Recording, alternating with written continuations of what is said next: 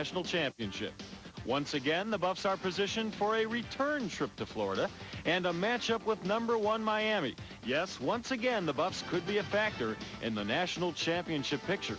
This game right here gives us an opportunity to do a very, very significant thing, something that we had our hearts and minds set on from the very beginning, and that's repeating as Big 8 champions. Today, the Buffaloes are in Ames, Iowa, going against a group of upset-minded Cyclones. And why shouldn't Iowa State think upset? Only near miracles have helped the Buffs to their past 2 victories, and no one knows when or if the miracles will run out. The Big 8 championship is at stake today, so sit back. It's Colorado and Iowa State next.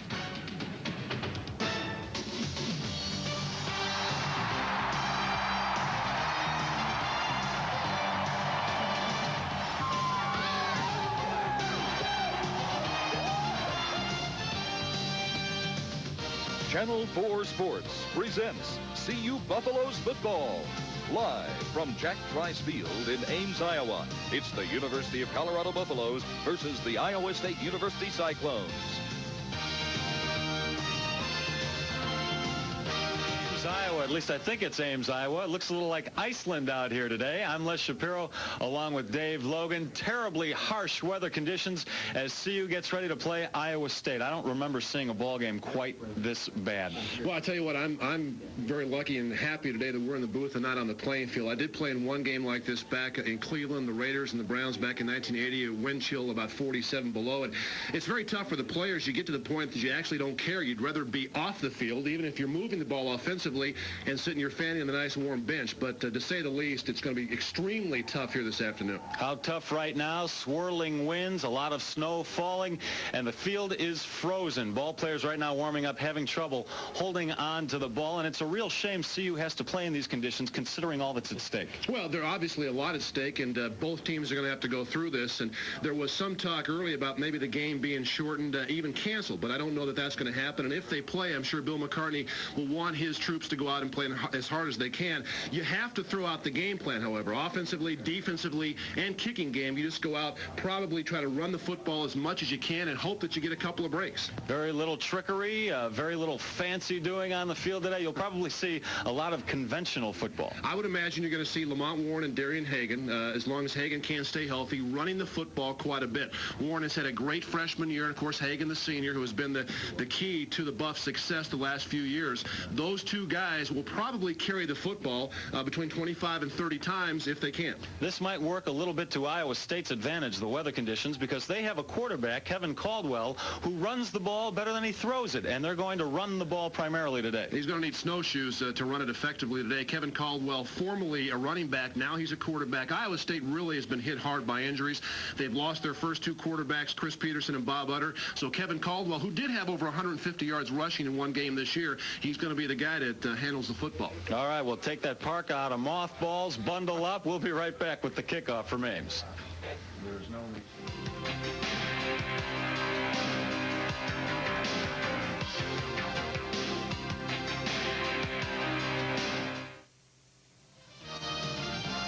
Today's game is brought to you in part. It is. We're a few minutes from kickoff. CU and Iowa State. CU comes into the ball game with a 7-2-1 overall record. In conference, the Buffs are 5-0-1. They have played 21 straight conference games without a loss. The last loss in conference came back in 1988. The Iowa State Cyclones, and we understand now why they are nicknamed the Cyclones, have a 3-6-1 record coming in. In conference, they are in 6th place with a 1-4-1 record. Dave, I know a few minutes ago you talked about playing in these conditions at one time in the pros. What do you have to do on the field to stay warm? Well, it's virtually impossible to stay warm, and what you have to try to do is block it out as much as you possibly can. And in conditions like these, it's impossible to do. We're talking about, I think, the second worst condition in terms of playing conditions that I've ever seen. The wind is swirling. It's very, very cold. Wind chill, as you said, about 30 below. we'll have about 100 people watching the game, at least here in Ames, Iowa. You just try to maintain your footing. You try to stay off the field as much as you possibly can, and you try to get to that bench whenever your time comes. CU comes into the game ranked 15th in the nation, according to Associated Press. It is the 46th straight week the Buffs are in the poll, and that is a school record. A win assures CU of its third straight conference title, possibly co-champion this year. Of course, we need to see what happens when Nebraska tees it up against Oklahoma on Friday, this coming Friday, the day after Thanksgiving. Weather conditions, we've been talking about them a lot. The temperature right now, 18 degrees. With the wind chill, it is negative 16 with a very strong wind coming out of the northwest at 25 to 33 miles an hour. The skies, well, we would tell you if we could see it. How would you describe that? Snowy. That's all we see is snow.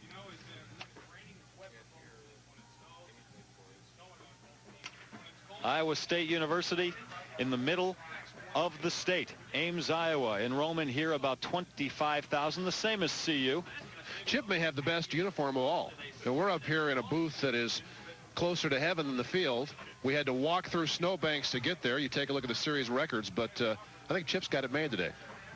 Colorado leads the series, 33 wins, 11 losses, 1 tie. And CU has won the last 7 games, including last year's game in Boulder, 28-12. Everybody who shows up to this game should get a medal, Dave. This guy may become Mary Poppins sooner than he thinks. He could be in Des Moines in about an hour. Yeah, I think everybody in the stands, and we'll obviously have a chance to pan out. There you are. They should get something. Those people should get something, and it should be free. If they don't give them a medal, other than advice, give them an IQ test. I mean, it is cold. Yes, indeedy.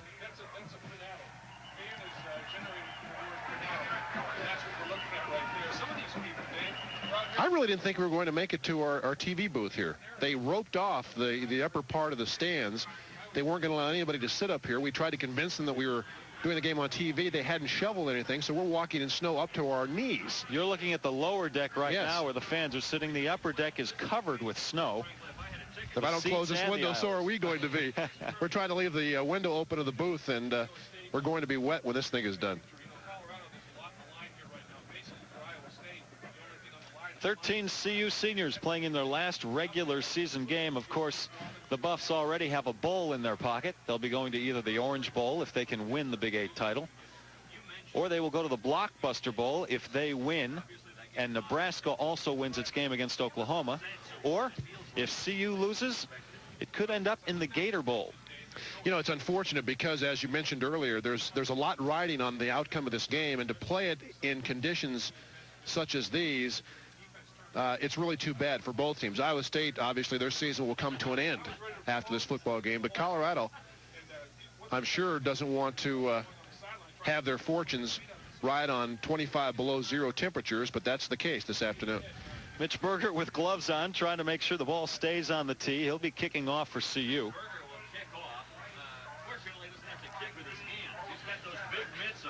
Kickers are lucky. They don't have to worry about the conditions maybe as much as the other guys as far as staying warm. They can wear back to receive the kickoff for Iowa State. Well, one thing is trying to kick this football right now, he's going to have a bruised right foot. I'll tell you, that's like will be number 3, Sherman Williams, also a running back for the Cyclones. And number 86, James McMillian. Let's get started here. It's Colorado and Iowa State, the Big 8 game of the week. If you hear some ambient noise behind us, it's because we're sharing a broadcast booth with Prime Sports Network. The kickoff by Berger goes into the end zone. McMillian cannot bring it out, so Iowa State will start with the ball at its own 20-yard line. The quarterback for Iowa State is Kevin Caldwell. Lining up at quarterback for Iowa State, Kevin Caldwell, a freshman. He is a third-string quarterback. And as Dave told you earlier, Chris Peterson and Bob Utter, the first and second stringers, are injured. Caldwell on the year. He's best when he's running it. Throwing the ball, 598 yards on the year. He's played 6 games for the Cyclones. First and 10 from the 20-yard line for Iowa State.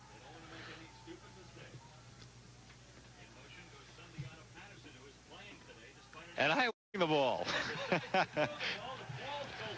The ball is caught by the tight end, Paul Schulte. Here are your backs and receivers for Iowa State. Jim Knott is the starting tailback.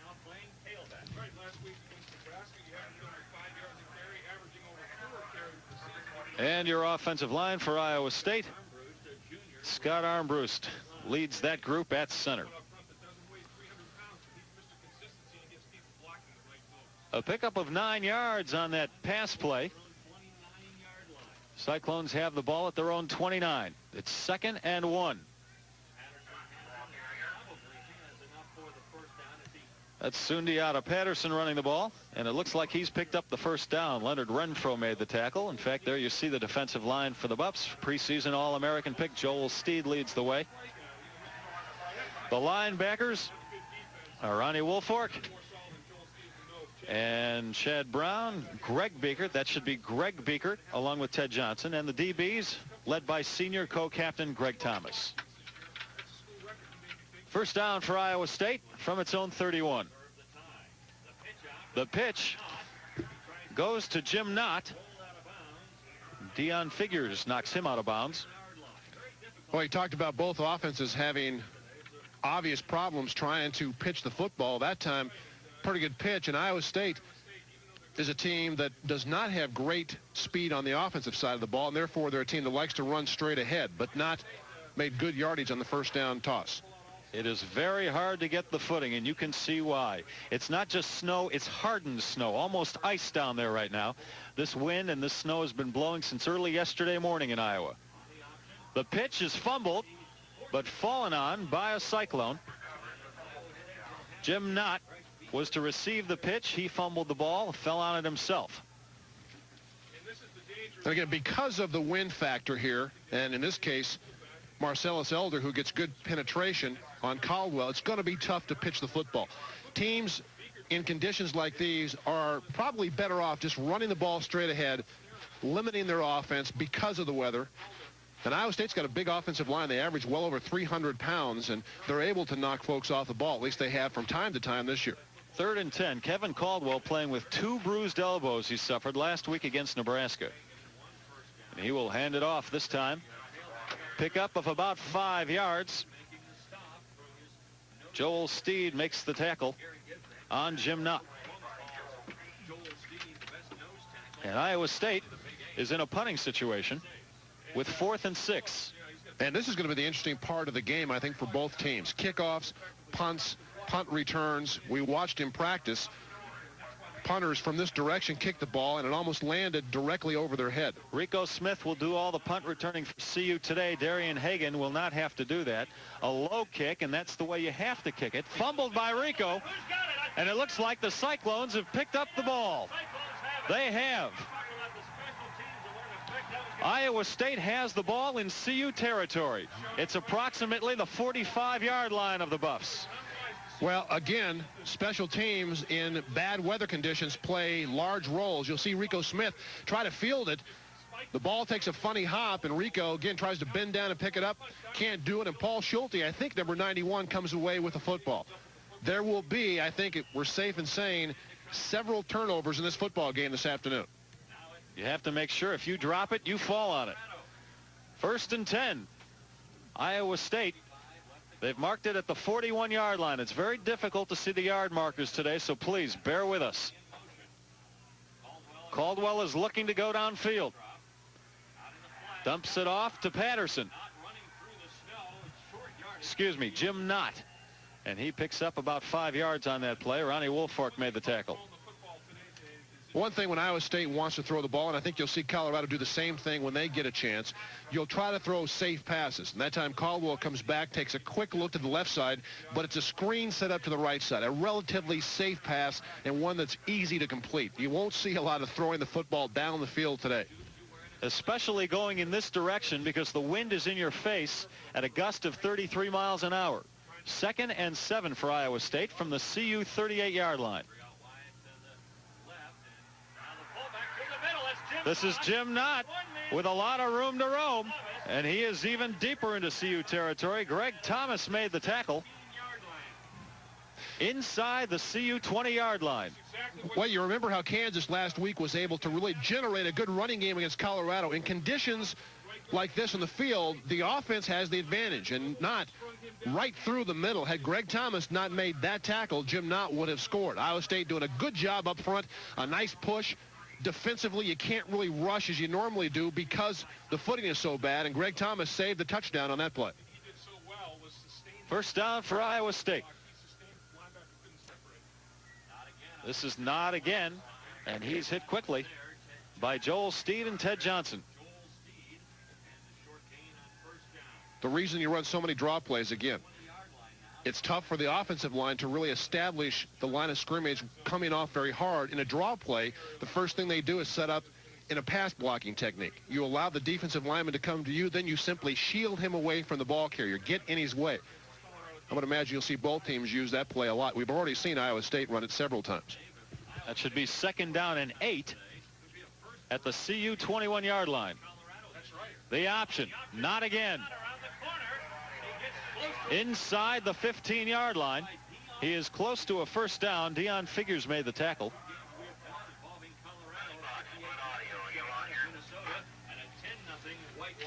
Jim Knott doing the bulk of the work for Iowa State so far. We expect the running backs to do most of the work for both teams today. I'll tell you, Dave, CU is going to be in a little trouble trying to run that east-west option game, because you not only have to head towards the sideline, then you have to plant that foot and cut up field, and that might be very difficult. 3rd and 1 for Iowa State. Sundiata Patterson. Let's see if he got it. Again, that's the Dave Renfro made the tackle. That's the kind of play that's going to be tough, because it requires your offensive line to get a push, and the footing is just not going to allow you to do that. There's not going to be much of a pass rush normally. There's not going to be much of a surge.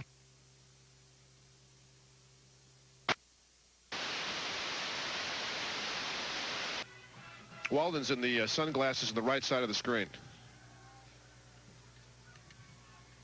52 years old, Jim Walden, in his 5th year here. I got one guy telling me we're hot.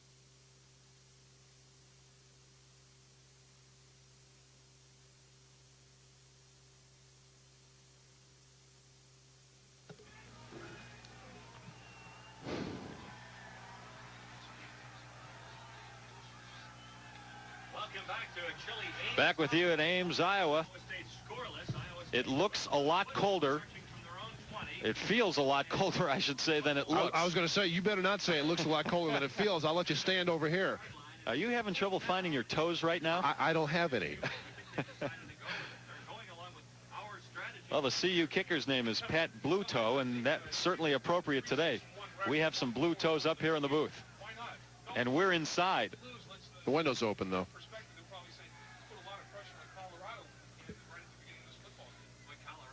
9:50.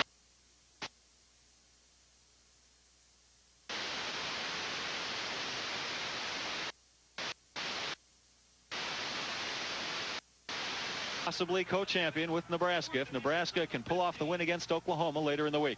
It's 4th and 1, and Iowa State is going for it. This is not. He's got it and more. Almost into the end zone. He is in the end zone. Touchdown, Iowa State. Well, what a good call by Jim Walden. Colorado really bunched up inside and certainly anticipated Sundiata Patterson, the big fullback, getting the football. Watch Caldwell ride the fullback inside, then take it back, makes the quick pitch in front of Chad Brown, and Knott makes a good move right there as he breaks the tackle of Eric Hamilton, enough to cross the goal line. An impressive drive to start the game by the Cyclones.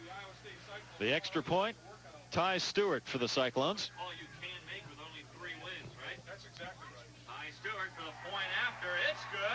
And even the extra point is an adventure today, but Ty Stewart gets it through. And Iowa State with a 7-0 lead. We're going to take a break in Ames, Iowa. We'll be right back. Iowa, and Dave, if things aren't bizarre enough here with the weather conditions, the few fans that did show up for the game were doing the tomahawk chop a few minutes ago. No, trying to stay warm. I'll tell you, if it gets much colder, I think you and I are going to be doing that in the booth. Back to receive the kickoff for the Buffs, Chris Hudson and Charles Johnson. Kicking off will be Ty Stewart. A boomerang kick almost dropped by the Buffs.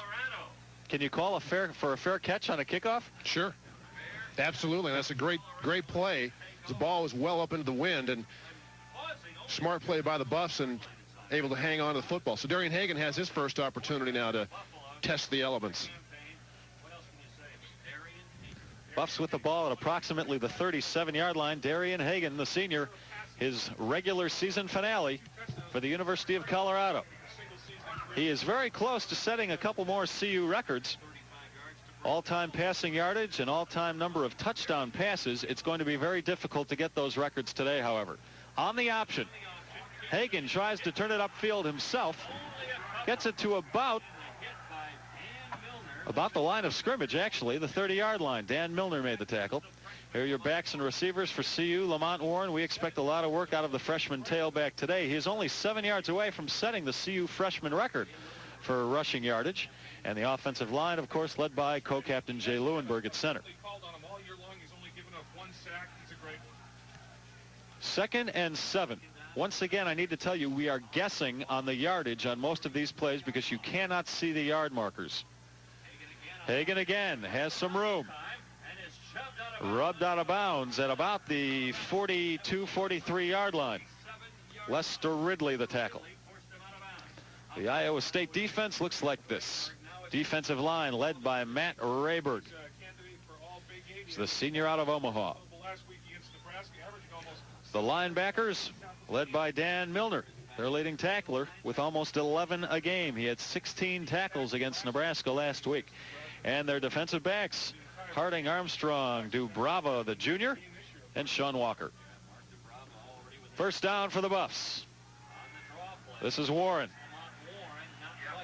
Gets a yard, maybe 2. Brought down by Troy Peterson. And Colorado trying to come out and run the draw the way Iowa State did on their first drive. You've seen Darian Hagan the first couple of plays run the option and exercise great patience. I think you'll see that for most of the game. There won't be the quick cuts, the stop-and-go running style that Hagan has implemented in his 4 years. You're going to have to stretch that option out and run downhill and run in one direction. Warren picked up 2 yards on that play as some of the Buffs try to keep warm. It's 2nd and 8. Hagan again. Keeps it, but brought down quickly by Milner. You could see Darian had a lot of trouble finding his feet there. Well, that's what I'm talking about. It's really impossible to make a quick move, a move that will allow you to pull away from the grasp of a tackler. And Milner, the 6'1", 230-pound junior linebacker, just slides down the defensive line of scrimmage and is right there to greet Darian Hagan. It'll be 3rd and 8 for the Buffs. We're under the 8-minute mark in the first quarter. Iowa State got on the board quickly and leads this game 7-0.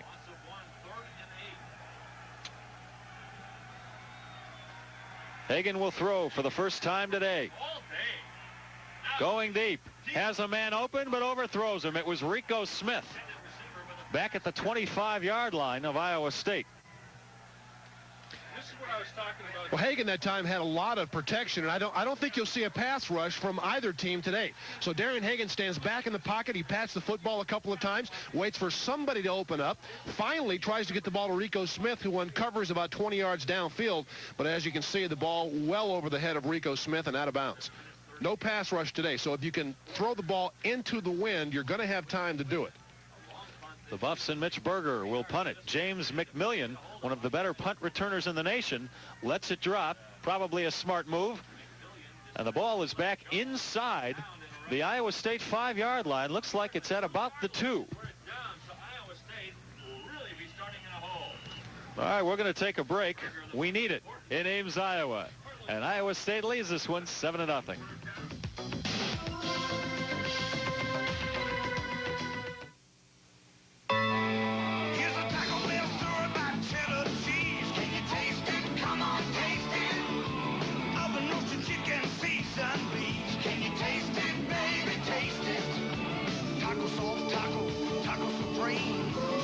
Some milk, you know what I mean. 59, 79, come on, 99, run for the border with me. Your Dodge dealer has a special factory shipment of Dakota 4x4 club cabs in stock now. With our powerful new Magnum V8, these trucks have more power, more towing, and more payload than any Ford, Chevy, or import compact 4x4 club cab. But hurry. With $750 cash back, our selection of Dakota Club cabs won't last long. See your local Dodge dealer today. Rediscover American value.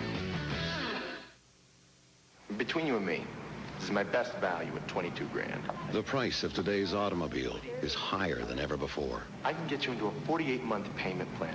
No problem. The terms of financing are longer than ever before. Let's go into my office. That's why regular oil and lubrication maintenance every 90 days at Grease Monkey is more important than ever before. 21.5.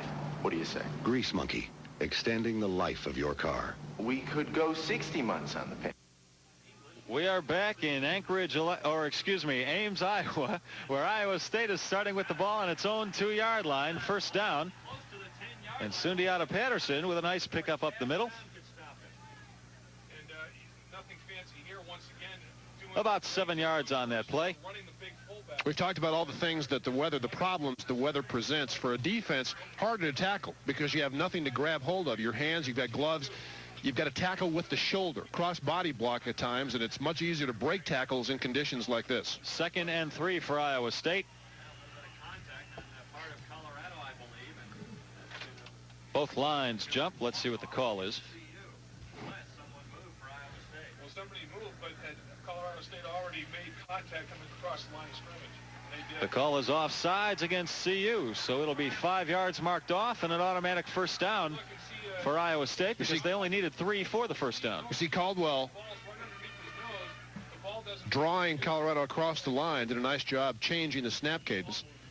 CU defense, ranked 12th best in the nation, has given up a little under 14 points a game, 13.6 to be exact. First down for Iowa State.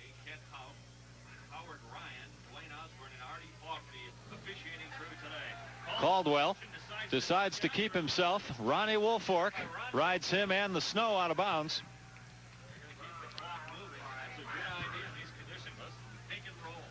Really is. And this is something that Iowa State will do quite often. Kevin Caldwell, as we told you, a running back playing quarterback, has excellent speed. The play action fake moves Colorado inside a little bit, but I think this is a play that Caldwell right from the get-go said, hey, if I have any crack out there, I'm going to run. Ronnie Woolfork on the tackle. Caldwell actually played tailback a couple of games this year for the Cyclones, but he's filling in a quarterback because of the injury situation. He ran for 2 touchdowns against Nebraska last week. It's 2nd and 4 and a fumble, but Caldwell brings it back himself and he just falls down, maybe a gain of 1 yard.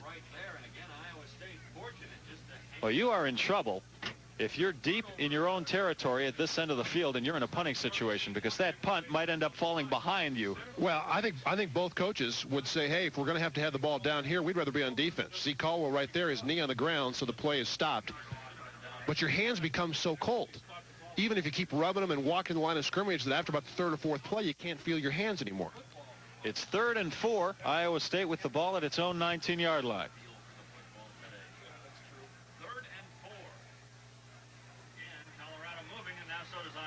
A lot of movement on the line again. I don't think there's a flag here. I don't see a flag either. There should have been a flag on the play because the ball wasn't snapped and there was contact. Iowa State trying to draw Colorado offsides again. There was no flag. The ball was snapped, and after Caldwell got it, nobody from Iowa State moved. So Colorado went ahead with the play. I think this is going to be 4th down. You're absolutely right. There was contact on the line before the ball was snapped. No flags, however. A timeout on the field. The referee is calling an official timeout. And all 243 fans here are booing. Are there that many? I think there's a couple hundred. I think you're including the marching band in that total.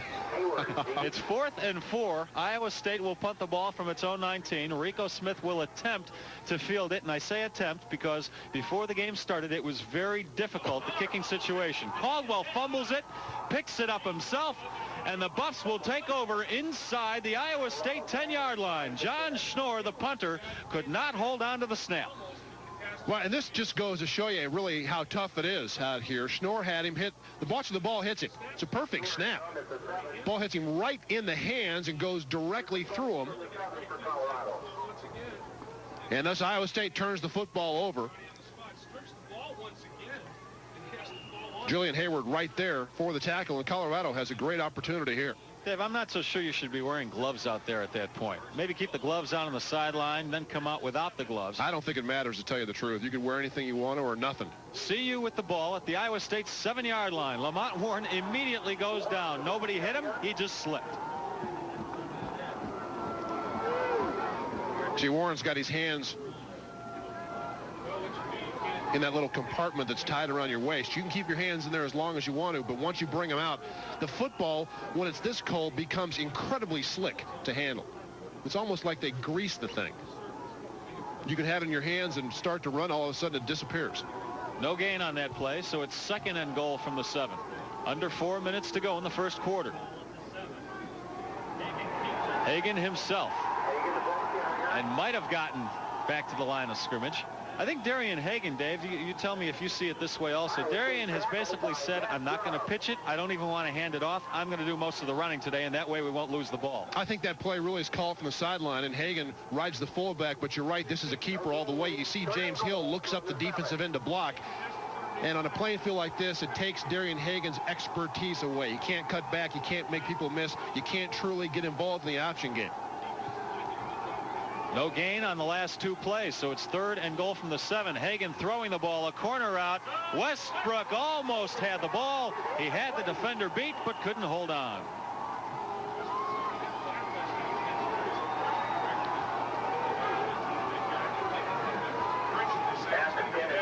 Hagan just on a short drop. It's a fade pattern. Westbrook will freeze the defensive back inside and then head to the corner, and this just out of the reach of Michael Westbrook. Pat Bluto is kicking the field goals today for CU. Jim Harper is back home, basically, in competition kicking this week. Bluto outplayed Jim Harper. Bluto has kicked 1 field goal in his CU career, and this one is good. So the Buffs are on the board. Their first 3 points of the day. Iowa State leads it 7-3 with 3:16 to go in the first quarter. Pat Bluto, who has played in just 3 games in the last 3 years. He is a junior out of Anaheim.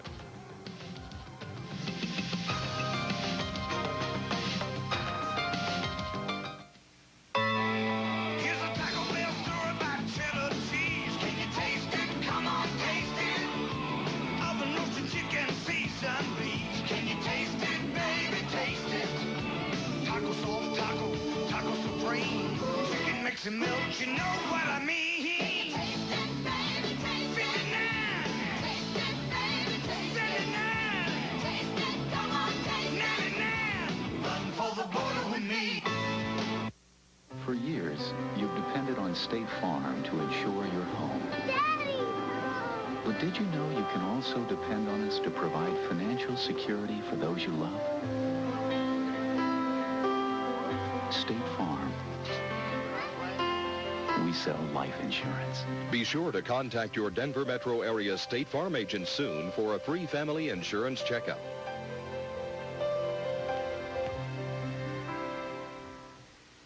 If you head for the high country this winter, you might like to know that Nissan Pathfinder not only has the best resale value of any sport utility vehicle, it also has optional 4-wheel drive and optional 31-inch radials to help you get up here. Getting down is up to you.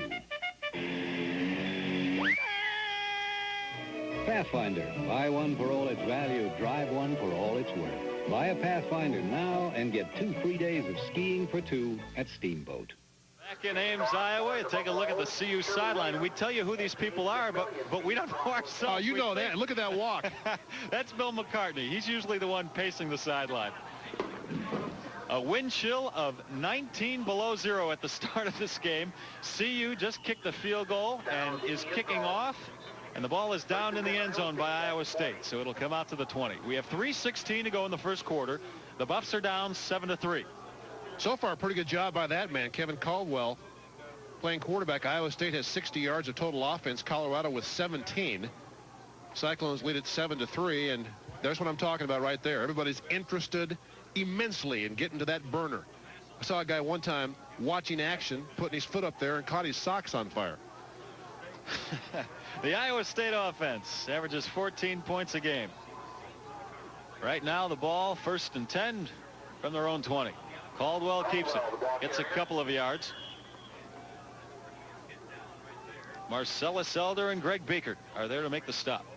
Tackle on the play by Biekert.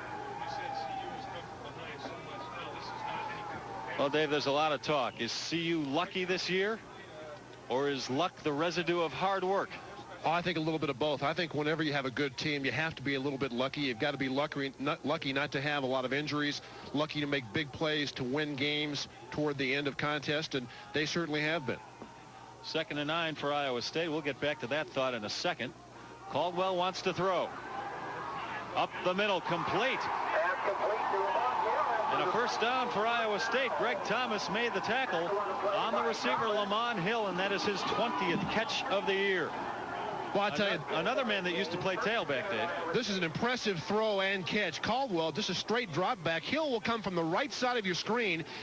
Greg Biekert gets a hand on him right there, but doesn't disrupt the pattern. That's an excellent catch in weather conditions like this. You played receiver in college and the pros. How difficult is it on a day like today to catch one of those stinging spirals? Well, unlike when conditions are normal, you try to catch the ball into your body. You don't want to catch it with your hands. Let the ball get to your body and then just firmly grasp it. And that time Hill did a terrific job. Iowa State with a first down at its own 40-yard line. Jim Knott will run it, but not very far. Might have a yard on the play. Talking about luck, I think every team that goes through a season, that's Mike Berry talking to his offensive lineman, and has success has to be a little bit lucky. I mean, Miami, as good as they've been this year, and Florida State last week. Florida State unlucky because the kicking game fails them. Miami has to figure a 34-yard field goal is going to beat them in the biggest game of the year, and he pushes it wide right. It's got to be a little bit lucky. 2nd and 9 for Iowa State from its own 41. Another pass to Lamont Hill, and again complete for another first down. At midfield, Iowa State now. I'll tell you what happens here. Ronnie Bradford from the left side, as soon as he sees that option fake, will come and leave the receiver and come to play run defense. And Hill simply slips by Bradford on his way to the quarterback and turns and faces Kevin Caldwell, makes an easy pass and catch. One more note on that theme, that CU might be lucky this year, pulling all these games out of the fire. Quarterback Darian Hagan said, hey, they can call us lucky, but we're the ones piling up the victories, the rings, and the bowl trips, while everybody else is home moping. 1st and 10 from the 50. This is not. Breaks through into the secondary once again. That young man having a fine afternoon. Greg Thomas, the tackle. But not before Knott picks up about another 20 yards. We mentioned the big offensive line of the Cyclones. You'll see them do an excellent job here of zone blocking, just taking the defenders which direction they start, and Knott comes through a gaping hole. Hamilton gets him low, and Greg Thomas again has to make a touchdown-saving tackle. The offensive line doing a good job. Look at that block there. An excellent block by Scarvett, who gets right on top of Greg Biekert and drives him backwards, allowing Knott to pick up more yardage. Iowa State with another first down at the CU 37-yard line. Knott gets about 3 yards on that play. Clock winding down. We're close to the end of the first quarter. Less than 40 seconds to go now. Iowa State leading it 7-3. And again, the offensive line really has the advantage here. As a defender, it's tough to get off the block unless you have good footing. So once an offensive lineman gets into you, you can't get rid of him as quickly as you normally would. And thus, Iowa State's done an excellent job. 10 carries for 60 yards for Knott. And by the way, throwing the ball, Caldwell is 4 of 4 for 41 yards. So the Cyclones have been near perfect here in the first quarter. And most incredible, he's been throwing the ball against the wind, a gusting wind of more than 30 miles an hour. Final play of the first quarter. Caldwell, the screen to Knott. And Greg Biekert makes the tackle. Boy, Biekert coming off a great game. We'll tell you about it as soon as we come back in Ames, Iowa. That's the end of the first quarter. Iowa State leads it 7-3.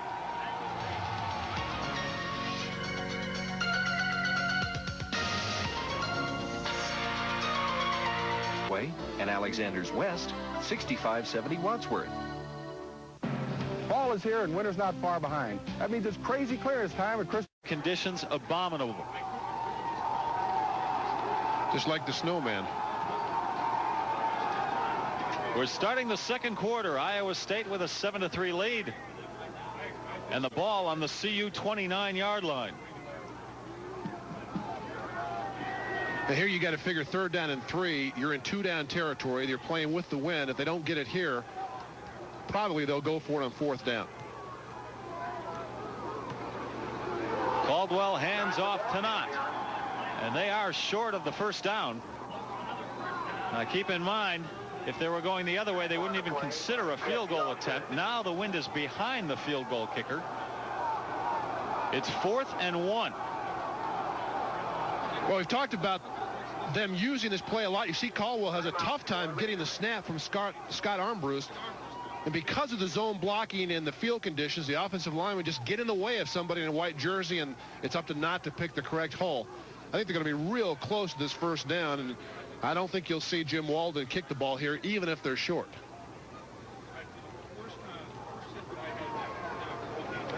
They are about a yard short of the 1st down. And the offense still on the field for Iowa State, so they'll be going for it. 4th and 1 from the CU 24-yard line. 4 signatures. Few CU buffs among the crazies here today. Oh, we ran into a few people, Dave, in the hotel lobby who actually drove here. The last time 4th and short, they ran the option with Caldwell making the pitch at the last moment.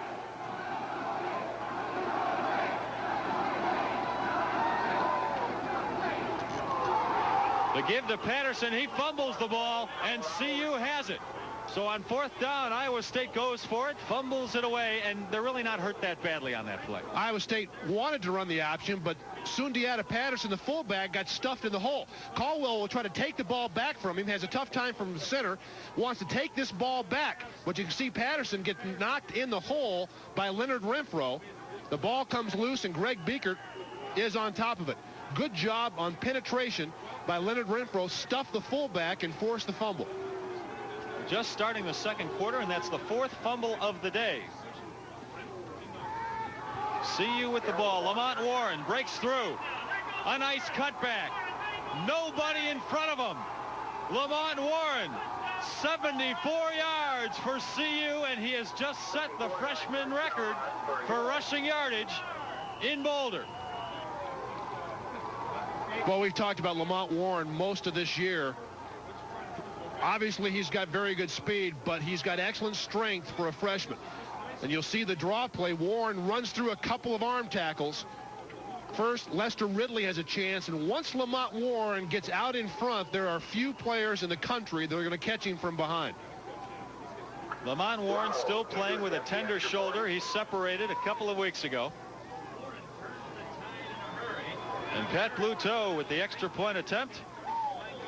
He has it, and the Buffs have their first lead of the day. 10-7 over Iowa State with 14:19 to go in the first half.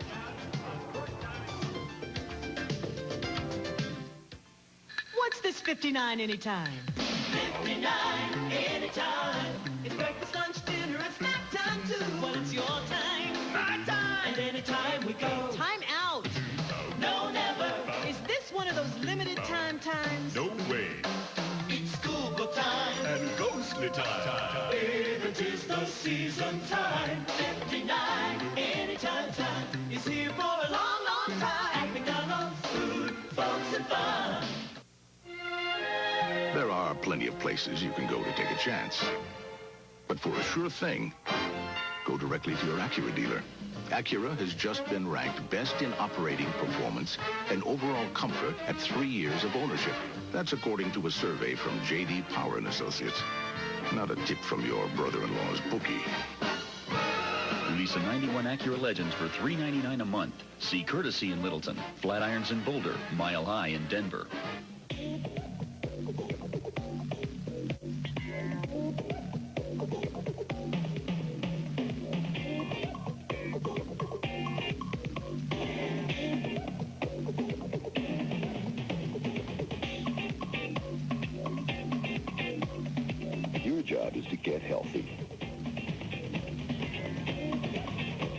ComforCare's job is to make sure you stay that way.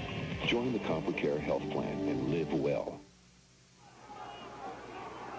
CU and Lamont Warren just put 7 points on the board. Warren last week against Kansas on a snow-blanketed field ran for 94 yards. And Dave, he looks like the only guy who's able to run on the stuff today, too. Well, I tell you what, he took off on that ISO draw and got into the secondary. And again, with such great speed, we talked about him last week. He runs under control, and he's still running quickly. Lamont Warren has been a terrific player in his freshman year at Colorado. Mitch Berger kicking off. That ball hanging in the air because of the wind. And Iowa State fields it and just falls down.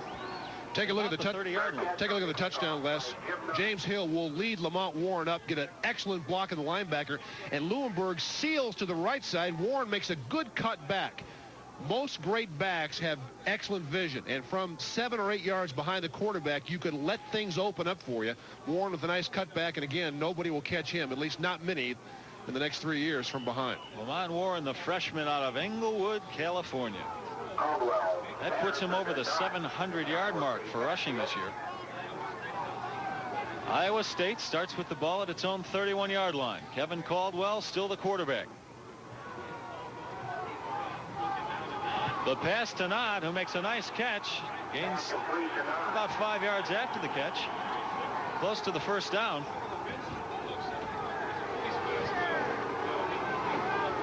Well, same play as they've used before. Again, Caldwell comes back. Not the running back will come out and just flare to the right side. He fakes the block, dips inside the left tackle or the right tackle, and then here comes the screen. You can see some of the offensive linemen trying to get in front of him. Caldwell makes a nice catch. Woolfolk almost got the face mask, but had the helmet and got the tackle. All that work, and Iowa State picked up just 3 yards on the play, so it's 2nd and 7.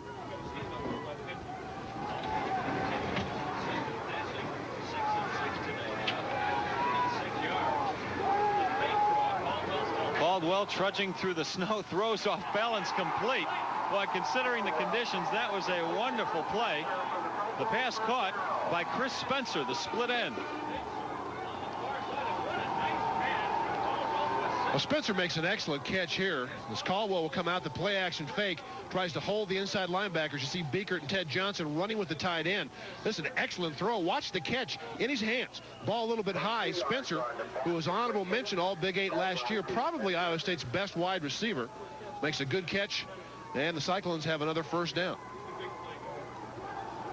Spencer was honorable mention all Big 8 last year. First down for Iowa State. The ball on the CU 42. Patterson, the ball carrier. Sundiata Patterson gets a couple of yards. Greg Beekert made the tackle. Last week, Beekert had 22 tackles against Kansas. Earlier in the year, he had a game of 21 tackles against Baylor. He is averaging a little better than 12 tackles a game, and that leads this team. And the entire linebacking core of the Buffs this year back next year. Woolfolk, Beekert, Ted Johnson, and Chad Brown. 2nd and 8 for Iowa State at the CU 40. Caldwell will run it, but not very far. Picks up about 3 yards. Leonard Renfro catches him from behind. One of the difficulties when you convert a running back to quarterback, although he was recruited as a quarterback, they have a tendency, once they go back in the pocket, to want to escape when the first receiver or pattern breaks down. When somebody doesn't open up right away, they want to get out of there. And you can take a look, and we have one cameraman up there. He's the only one in the whole South Stands. Yeah. Stay warm, my friend. 3rd and 3. Caldwell, a good rush. Ronnie Woolfolk with the sack. And that is sack number 11.5 for Woolfolk. He leads the team in that category. Well, once too often on this drive, the same kind of play. You see the play action fake, and Caldwell wants to roll to his left. Woolfolk, coming on the blitz, runs right into the play. And Ronnie Woolfolk has had an excellent season at the outside linebacking spot. Play action fake. You see Woolfolk's not buying that. He's on the blitz. And nobody blocks him except Kevin Caldwell. Iowa State will punt the ball. John Schnorr will do it. And Rico Smith is back to receive it. Schnorr with the wind behind him now.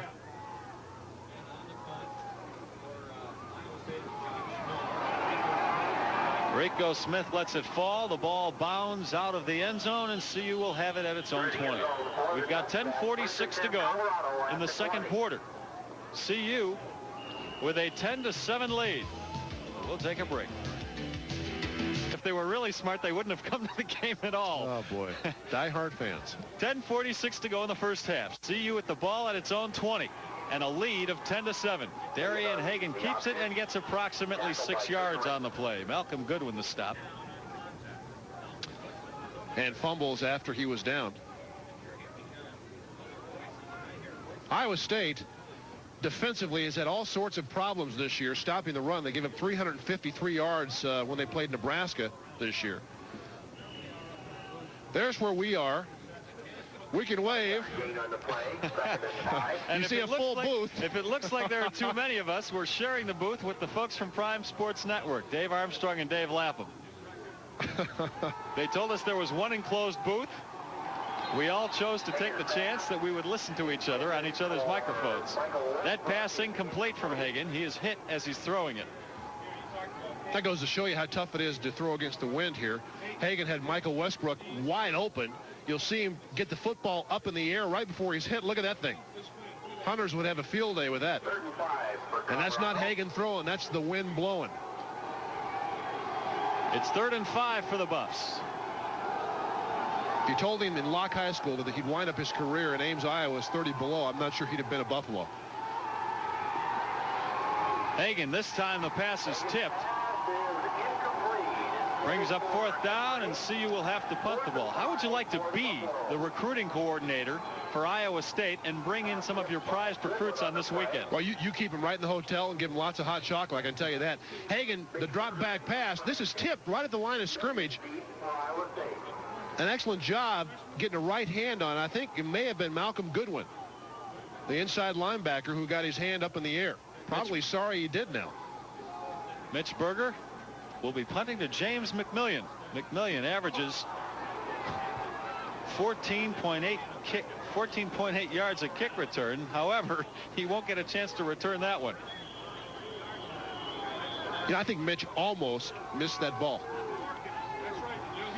He let it go out of his hands and the wind took it. If we take a look at it, much the same as at Soldiers Field a couple of years ago, the wind took the football when Berger dropped it, and he almost missed it with his right foot.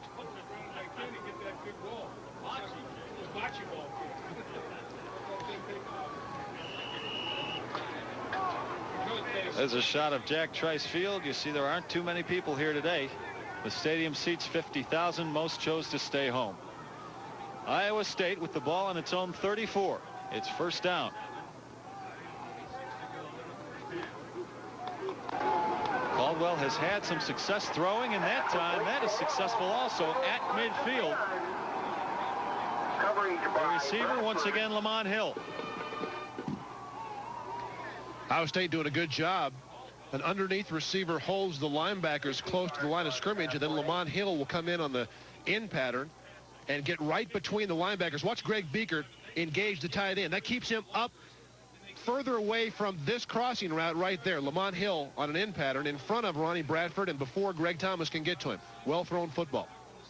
Another 1st down for Iowa State at the CU 49-yard line. This goes to the first man through, Sundiata Patterson.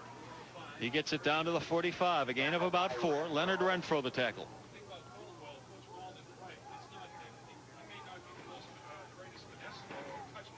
Renfro stayed home a couple of weeks ago when CU traveled to Oklahoma State with a bad hamstring.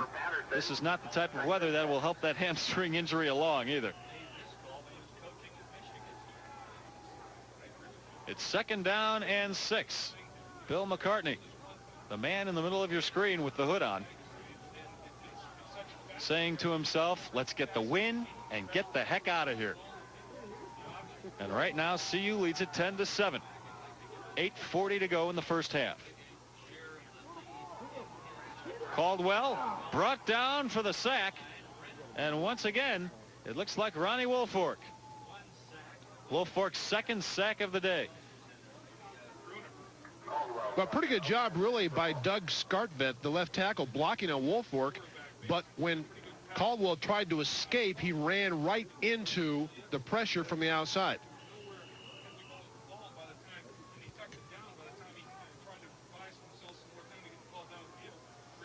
So Skartweed on the block, I don't think you can fault him, but his man will get credit for the sack. I like that hit. We should have gotten a hold of a couple of those before we came out here. I like to put them on my feet. 3rd and 10 for Iowa State. Still at the CU 49-yard line. Sundiata Patterson into the backfield. A first down for Iowa State. Greg Thomas rides him out. But not before Patterson picks up approximately 14 yards on the play. Sundiata Patterson is a 2-year starter at fullback. He's been banged up this year. You'll see him right there. Woolfolk has the quarterback, and nobody has Patterson until Greg Thomas, again from his free safety spot, meets him head on. Patterson with an excellent run, and Iowa State is doing a good job up front. We've talked a lot about their offensive line, a big, strong offensive line that so far been able to establish the line of scrimmage even in conditions such as these. Patterson playing with bruised ribs, although the cold today is probably numbing them, and he doesn't feel them. Caldwell going deep, has a man open. Incomplete, broken up by Ronnie Bradford.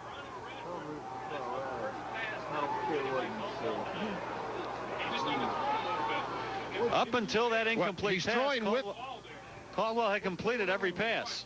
He's throwing with the wind, and you can see the ball hangs up in the air a little bit. Chris Spencer is there, and Ronnie Bradford catches up while the ball's in the air. You never know how much loft to give the football when the wind's blowing like this. 2nd and 10 for Iowa State. Caldwell, by the way, 8 of 9 so far. That was his first incompletion. He's got 68 yards of passing. Caldwell keeps it. And Greg Thomas, along with Ronnie Bradford, bring him down. But not before Caldwell picked up, very possibly, another first down. He got about 10 yards on that play. Kevin Caldwell makes a nice run here. He does one thing wrong. The good ball fake, watch him freeze Woolfolk right there. Now cut upfield. He's cutting all the way back, and he gets into trouble. When you run back to the weak side after you break the line of scrimmage, you've got guys who are going to be chasing you. And instead of picking up 15 to 20 yards, he gets about 10. But a nice play and a good ball fake on the outside. They're going to measure to see exactly how many yards he got.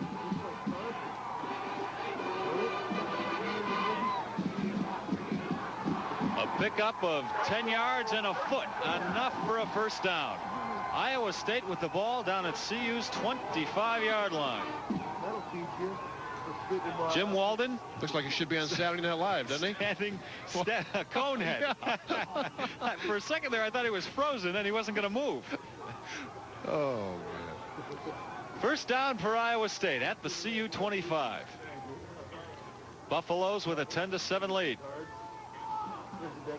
That's Jim Knott gets a couple of yards. Frustrated at the fact nobody hit him, he just slipped. They're not all here.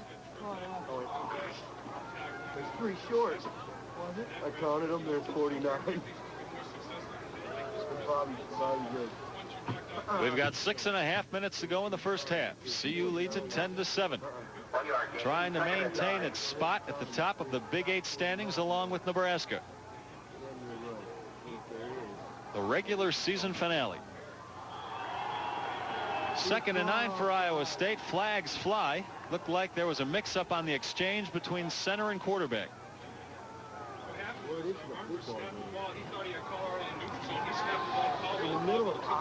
That's a play between the quarterback and the center. As soon as the center, Armbruster, feels pressure in the neutral zone, he will snap the football. And you can see right there, well, Joel Steed actually comes across and hits him on the shoulder pads, but the center, it's up to him, even if there is no contact. When you get somebody in the neutral zone, you snap the ball, and thus Iowa State picks up 5 free yards. A smart play by the quarterback, Kevin Caldwell, and his center, Scott Armbruster, makes it 2nd and 4 from the CU 19-yard line.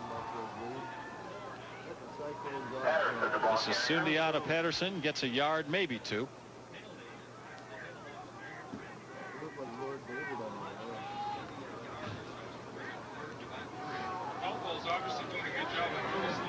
It'll be 3rd and 3 for Iowa State.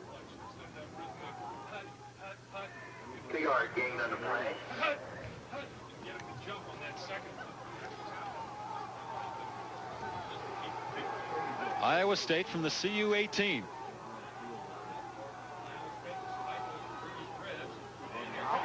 The pitch, first down, possibly more, touchdown, Iowa State. Jim Knott goes in for his second score of the day, and Iowa State takes the lead back. Well, another good job of running the option attack, and you'll see Ronnie Woolfolk, number 56 in white, really pressure the quarterback from the outside. Watch how quickly 56 gets to Kevin Caldwell. Boom, he makes a good pitch and not able to cut up inside the block right there. Chris Hudson blocked on the outside by James McMillan. That was the block that got Knott into the end zone. The two freshmen, Kevin Caldwell, the pitch to Jim Knott, and Iowa State now attempting the extra point. Ty Stewart, another freshman out of Omaha. It's true, and it's an Iowa State 13-10 lead. We'll be right back in Ames, Iowa. How cold it is here today, but trust us, folks, it's a wind chill of -20 at least. Stewart with not a very good kick. Tony Senna captures the ball at about the 27, so that's where the Buffs will start with it. 1st and 10.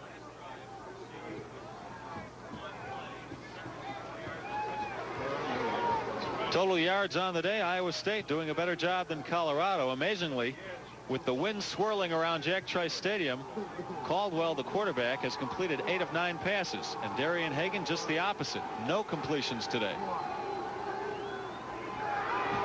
This is Lamont Warren, brought down quickly by Larry Radigan. Colorado trying to run the same play that Warren took for the touchdown, and when he brought it back to the weak side, Radigan was unblocked. Lamont Warren tried to bend it all the way back to the sideline. He'll come right to left. The lead with James Hill. Lamont sees the soft side, the seam, tries to bring it back, but Radigan's unblocked and just waiting in the hole for the freshman. By the way, this Iowa State defense playing without one of its leaders. Andrew Buggs is starting cornerback. The leading interceptor on this team is out with a separated shoulder. Right now, CU with a 2nd and 13 from its own 26. This is James Hill, his first carry on the day. He gets it across the 30-yard line. Gain of about 6. Lester Ridley, the tackle. Of course, Bill McCartney said before the game it was going to be very important to do a good job on 1st down. That play is an indication as to why Hill picks up about 7 yards, but you're still 3rd and 7 or 8, which is tough for option attack football because you've got so many things that can happen on the defense, and more times than not, 3rd and 7 or 8 are passing downs. 3rd and 6 for CU. Contact on the line. Look at her nose guard. He runs up like Bill Caldwell. Get his money's worth. He didn't even score. Well, Colorado's jumped off a couple of times. Now Iowa State reciprocates. Jay Lewinberg there feels the brunt of Matt Rehberg. If you hear a disparity in the yardage, we tell you. For instance, Dave just said it was 3rd and about 8, and I told you it was 3rd and 6. It's because we just we're don't like guessing. each other. We don't communicate very well. No, the scoreboard is unsure of what's going on down there also, and we're having trouble seeing the yard markers. So please, again, bear with us. Flag on the field. I think Colorado may have jumped this time. 5 forward, 5 backward. So a 3rd and 1 turns into a 3rd and 6 situation for the Buffs. We've got 3:32 to go in the 2nd quarter. The Buffs down 14-10.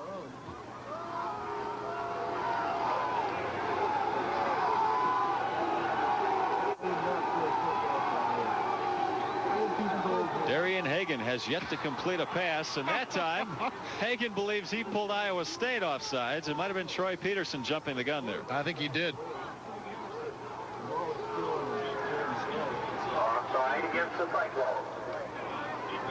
Yeah, Chip thinks it's funny, but he's in that big Buffalo costume. Why do you think he's smiling? He's warm.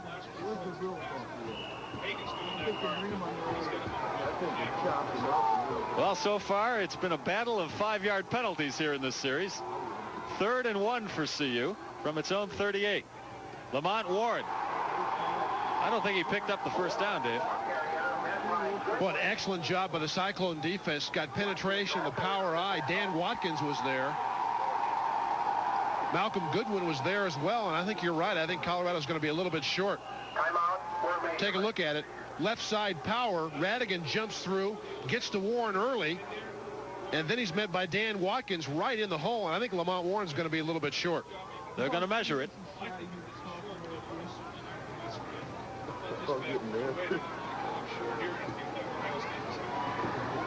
.252 to go, first half.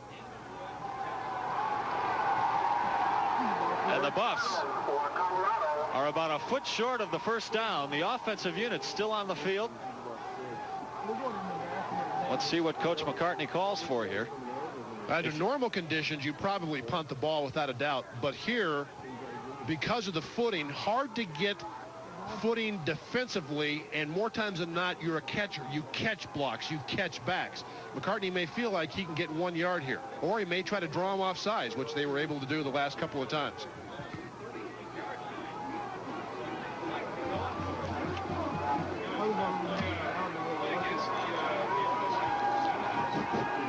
The offensive unit still on the field for CU.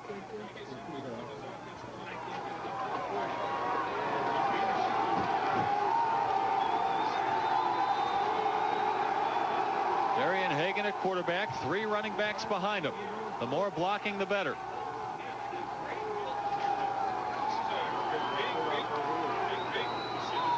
Fourth and 1 for CU. They have the ball on their own 38-yard line.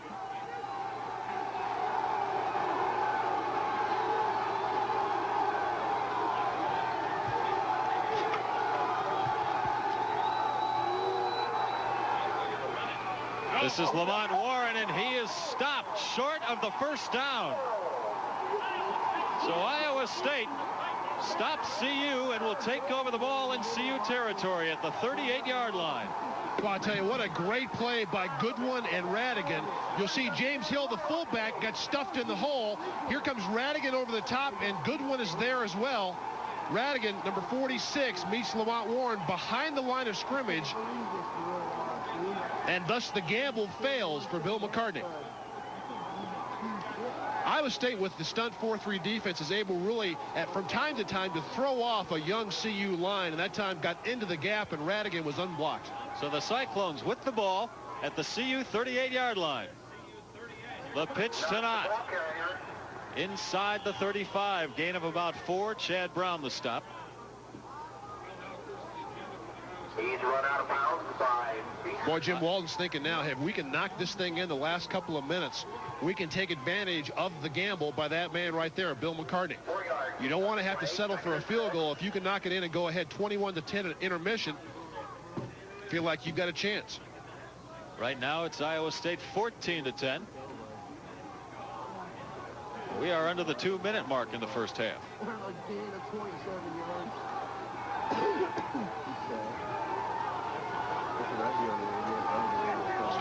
Caldwell wants to throw it. A good rush. Ronnie Wolfork hits him first, and Joel Steed finishes him off. Joel Steed with his 3rd sack of the year. The senior out of Aurora Hinckley High School.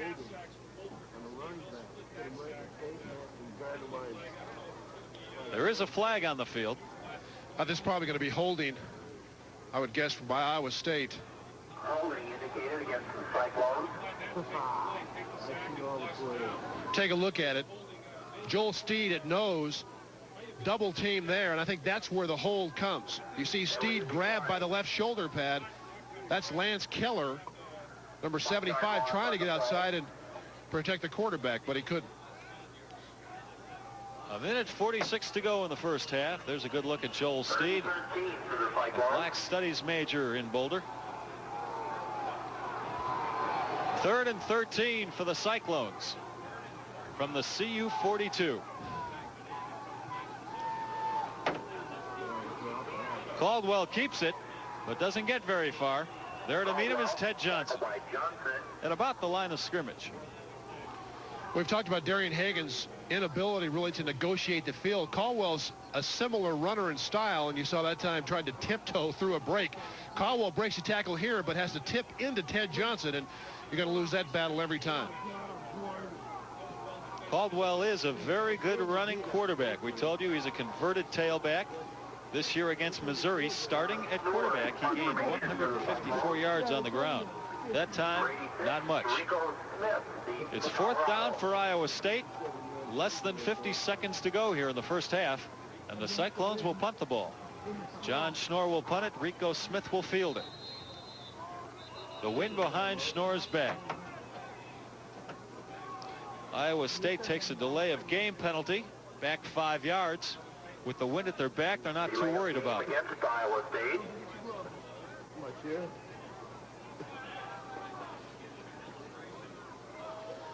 The fans came disguised as empty seats today. Iowa State taking that penalty on purpose so they can allow their kicker to go ahead and haul off and give it a boot, although in conditions like this, tough to catch it and kick it. I don't know, you want to give up 5 yards on any part of the field.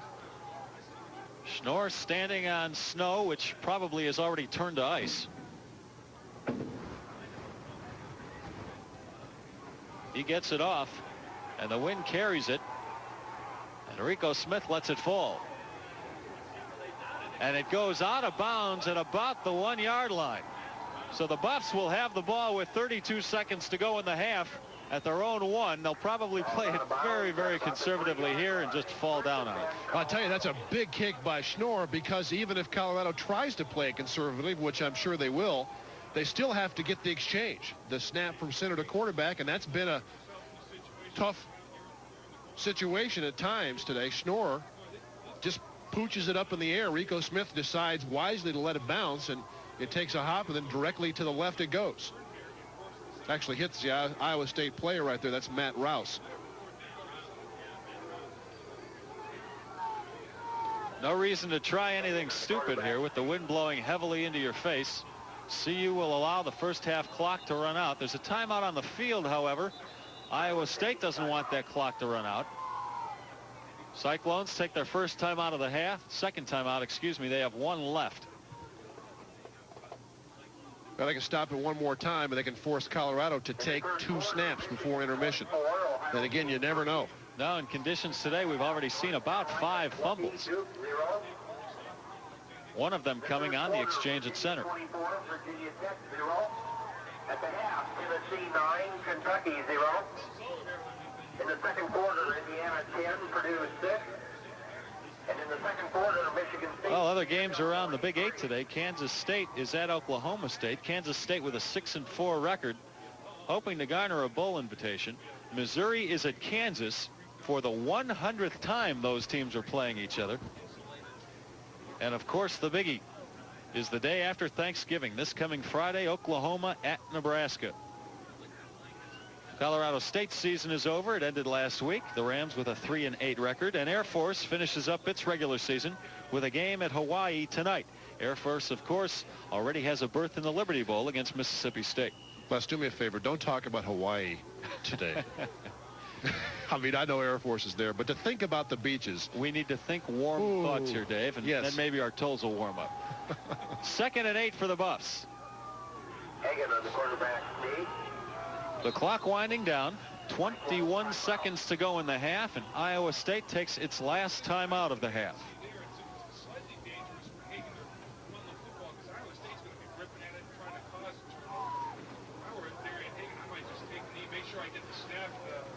That's been a good first half for that crew right there. Iowa State looks like they're going to have the 14-10 halftime lead. Well, they call weather the great equalizer. We saw last week. Kansas hung tough against CU. We saw in Boulder 3 weeks ago, Nebraska and CU end in a 19-all tie in temperatures that approach 0 degrees in Boulder. But I tell you, it wasn't this cold.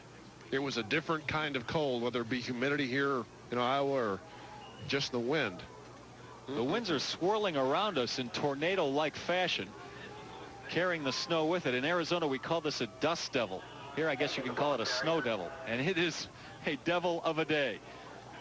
Well, the clock is going to run out. We've got 12 seconds on it right now, but that will be essentially the end of the half. And at the end of the half, Iowa State, a surprising leader, 14-10 over the CU Buffaloes.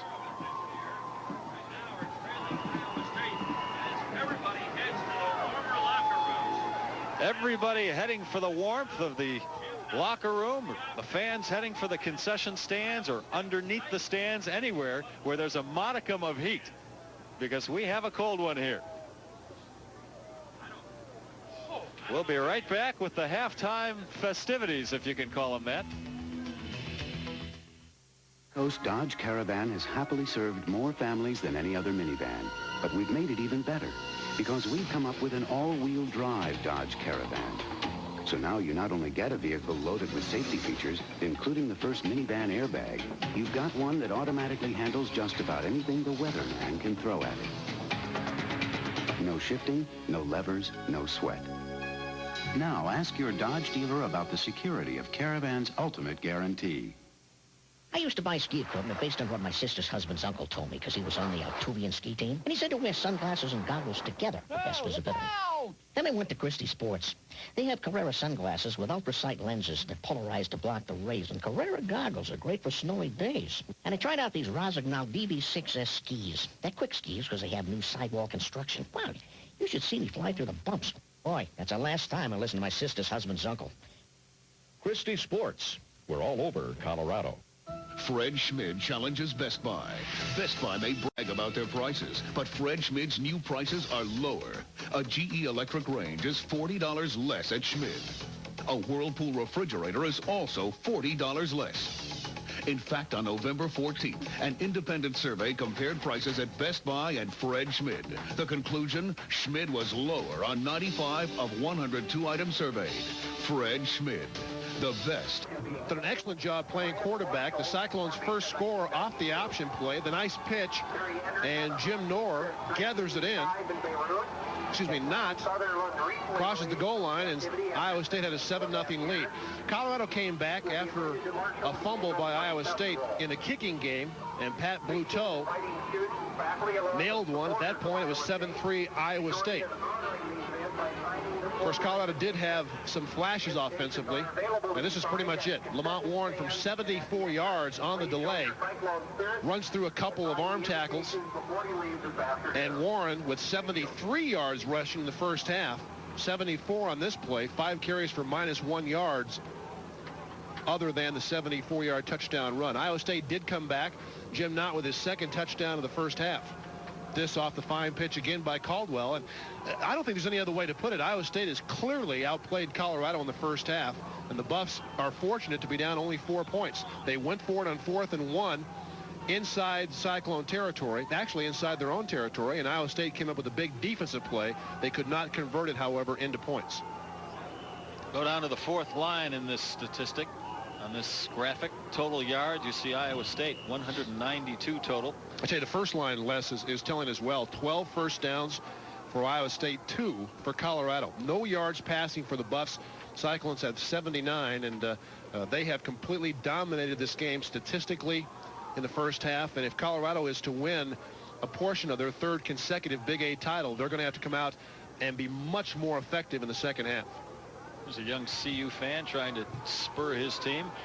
You might have noticed in one of those highlights, Pat Bluteau, the CU field goal kicker, kicking for the first time this year, the primary person attempting field goals for CU today. Jim Harper is back home in Boulder. But Bluteau normally kicks without a shoe on his right foot, his kicking foot. Today, he is wearing a shoe. And that's because the wind chill is approaching 30 below zero here in Ames. I think important on this particular drive for Colorado to, at the very least, establish field position for themselves. And they're going to be going against that breeze. It's a swirling wind, but going right to left on the TV screen, you're probably going into a wind of about 30 to 40 miles per hour. So you want to make sure you knock out a few first downs to give your punter a chance to kick the ball and put it deep in Iowa State territory again if you don't score. During halftime, the plows were on the field. That's why we are, for the first time today, able to see some of the yard markers. So we'll try and do a better job for you in the second half of telling you exactly where the ball is. We're having problems up here in the booth. The scoreboard operator is going through the same travail as we are. Iowa State kicks the ball off. This is Charles Johnson to start the second half. And he goes down at approximately his own 23. Iowa State tackler Steve Warren, Lance Torres. Iowa State with a 14-10 lead. Darian Hagan talking things over with offensive coordinator Gary Barnett. Keep in mind the Buffs right now pushing into a wind that's hitting about 30 miles an hour. Hagan, the quarterback. Warren and Neal in the backfield. The Buffs on offense at their own 24-yard line. James Hill the carry, might have gotten a couple yards. Of course, Bill McCartney is a man that will admit to you he loves T-shirts. And this, the newest for the Colorado Buffaloes, 4 yards a play for 4 quarters equals 3 Big 8 championships, and those are 3 rings on the outside. Buffs have their work cut out for them, otherwise you can tear up that T-shirt. That looked like the new math. 2nd and 8 for CU. Lamont Warren, a nice cutback, picks up the first down up to about the 38-yard line. Mark DuBrava, the tackle. Boy, nice move by Lamont Warren. This is a counter tray play actually designed to go to the outside. Right guard and right tackle will pull Roger Ivey and Jim Hansen. Warren is supposed to duck up behind him. Instead, sees the soft spot and takes it straight up the field. Lamont Warren, a good straight-ahead runner that time, chose the right hole, and the Buffs pick up their 3rd first down of the game. On the option, Hagan recklessly carrying that ball, fumbles it. And Iowa State recovers it. He was holding that ball out like a loaf of bread in his right hand. I'm not surprised that happened.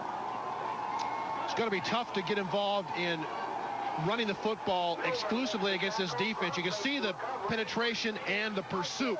And Hagan has this thing knocked away right before he hits the ground. Dan Milner, the inside linebacker, in pursuit. Hagan actually had it locked away, but the ball clearly came free, and Iowa State with the first big play of the second half. The 4-3 defense, the stunt defense, Iowa State's got 8 men within about 3 yards of the line of scrimmage, and they're forcing CU to pass, something they haven't been able to do so far. This is the 3rd time today CU has given the ball up in its own territory. A mix-up on the exchange there, and Caldwell thrown for a sack by Chad Brown. Caldwell, the ball carrier.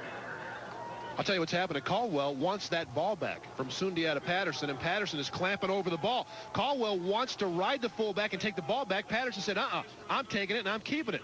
So by the time Caldwell yanks it out of his arms, Chad Brown has Kevin Caldwell.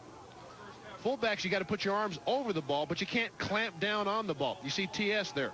That's for Tom Sutherland, in tribute to the man who was just released after 6 years of captivity. 2nd and 15 for Iowa State. This is not. He gets it inside the 40. Pickup of about 2 yards. Leonard Renfro, the sophomore out of Detroit, brings him down. Unless I really expect the team whose defense plays the best in the second half to win the game. I think the defense that dominates in the second half, and Jim Knott is being helped off the field, but the defense that dominates will win this game, even though Colorado right now down 4 points. What a blow for Iowa State right here. Jim Knott, who had more than 100 yards rushing in the first half, 102 yards to be exact. He looks like he's done for the day, Dave. Well, had over 100 yards, as you mentioned, the first half, and he's the guy, as a freshman, you can see his left foot will get hit from the side when it's planted right there. Knott had his leg in the ground, and Joel Steed rolled into it. That was ugly. On 3rd and 11, Caldwell is brought down once again by Leonard Renfro. Renfro's 2nd sack of the day. So he's got 7 for the year so far. Final regular season game, and boy, the Buffs have quite a defensive line coming back. The only one they lose is Joel Steed. Coming back, the two ends, Marcellus Elder and Leonard Renfro, along with Darius Holland and Brian Dyatt. And the only starter in the secondary they lose is Greg Thomas. So defense is going to be the strength of this team the next couple of years. Iowa State will be punting. That's John Schnorr. Gets it up into that strong wind. Rico Smith is just going to let it bounce. So CU will start with the ball at its own 20-yard line, going against the wind. We've got 12:09 left in the third quarter. Iowa State leads it 14-10.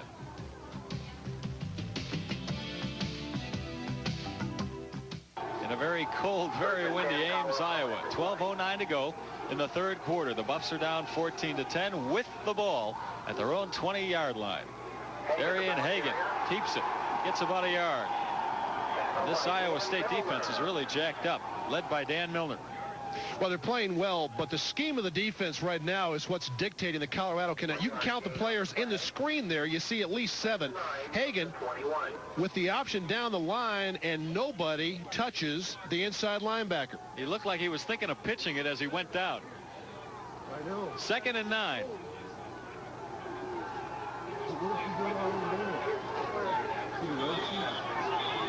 And a whistle on the field. Flags fly. The play is dead.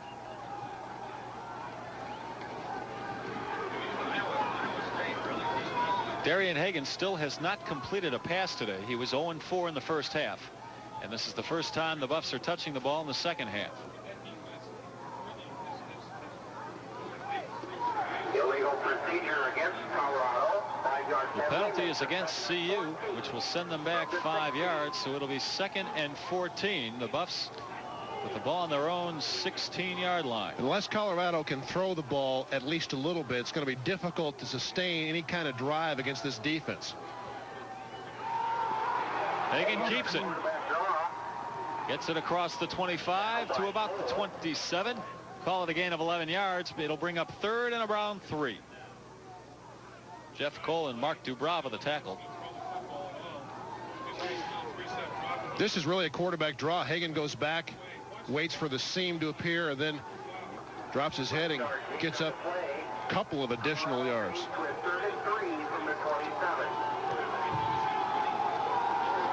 Bill McCartney very, very concerned right now. The Big 8 co-championship at stake. Hagan pitches to Warren. Gets his footing, then gets the first down and more across the 40-yard line.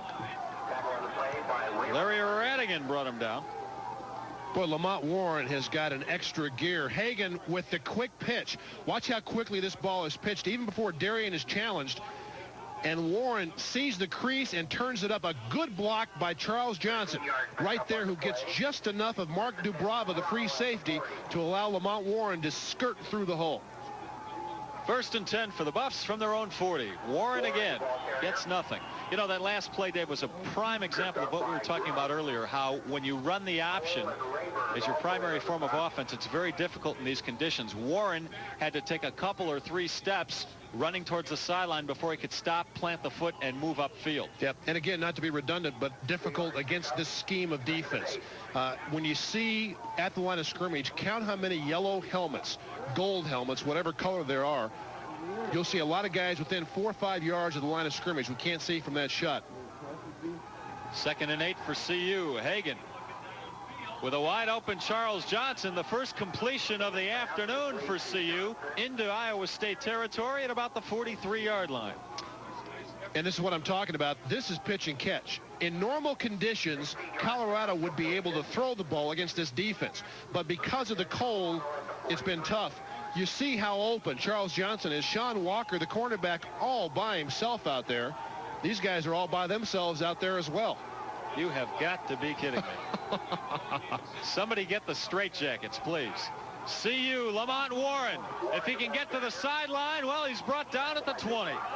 Mark Dubrava, the final stand for Iowa State. If he doesn't take care of Lamont Warren, Lamont is into the end zone.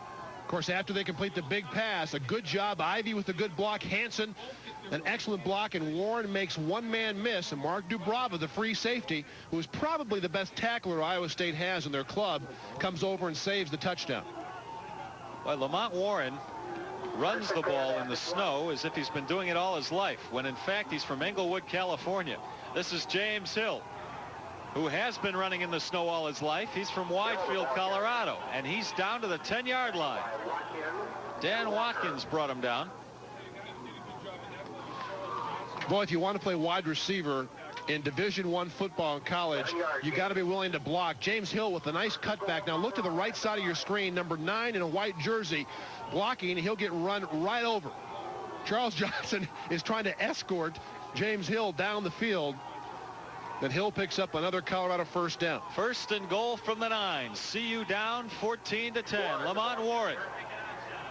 A nice cutback. He is almost down to the 5-yard line. Call it a pickup of 4.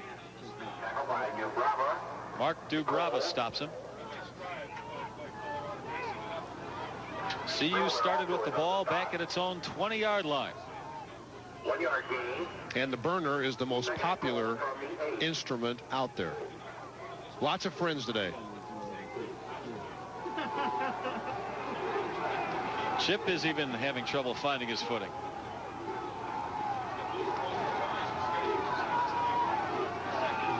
Second and goal from the 7. Warren this time throwing for a loss. It was Troy Peterson penetrating that line. A freshman meets freshman, and Troy Peterson came through so quickly. He was untouched. Watch number 70 come from the left side of the screen. There's a blown assignment there as Peterson's in the backfield and corrals Lamont Warren. This is Peterson's first start of the year. He earned it after a fine game against Nebraska last week, in which he had 8 tackles. By the way, Iowa State lost that game to Nebraska 38-13. So it's third and goal from the 8 for CU. Hagan looking into the end zone. Complete for a touchdown. It's the tight end, Sean Brown. Well, that's a great throw by Darian Hagan. After the play-action fake, he had nobody open up. Hagan will fake to Warren. Watch the head go back. He watches Lamont go into the line, and then he's looking, and you can see there is nobody open. Jumps back inside and buys himself some time, and that was kind of a slice to the right and a good catch by Brown. Into the wind for the extra point. So the Buffs retake the lead in a ping-pong type game. CU leads it 17-14. Did you see the screwball on that Hagan throw? Yeah. From left to right. And we'll come right back to Ames, Iowa. A few more, let's go. We're almost ready. Great. Phil, how's sales doing with their presentation? We're ready. When your department has to deliver, call Kinko's, the copy center. We take care of the copies so you can take care of business. Now you can get the highest quality copies in town delivered right to your door. Just call Kinko's, the copy center.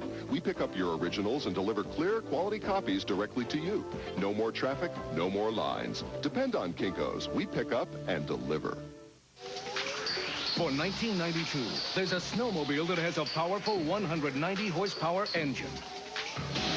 Jeep Cherokee Laredo, the snowmobile with 4 doors, shift on the fly 4-wheel drive, and available ABS brakes. And right now, save up to $26.25 with package discounts and cash back on one of America's most popular snowmobiles. See your local Jeep Eagle dealer. Once again, it's Hyde Park for the holidays. Hyde Park for Cartier. Watches that tell time and a great deal more. The Santos, the world's first wristwatch. The Tank Watch, a tribute to heroes, now your tribute to him. And Cartier's 21 watch, a bold look ahead to the 21st century. Cartier, in Denver exclusively at Hyde Park.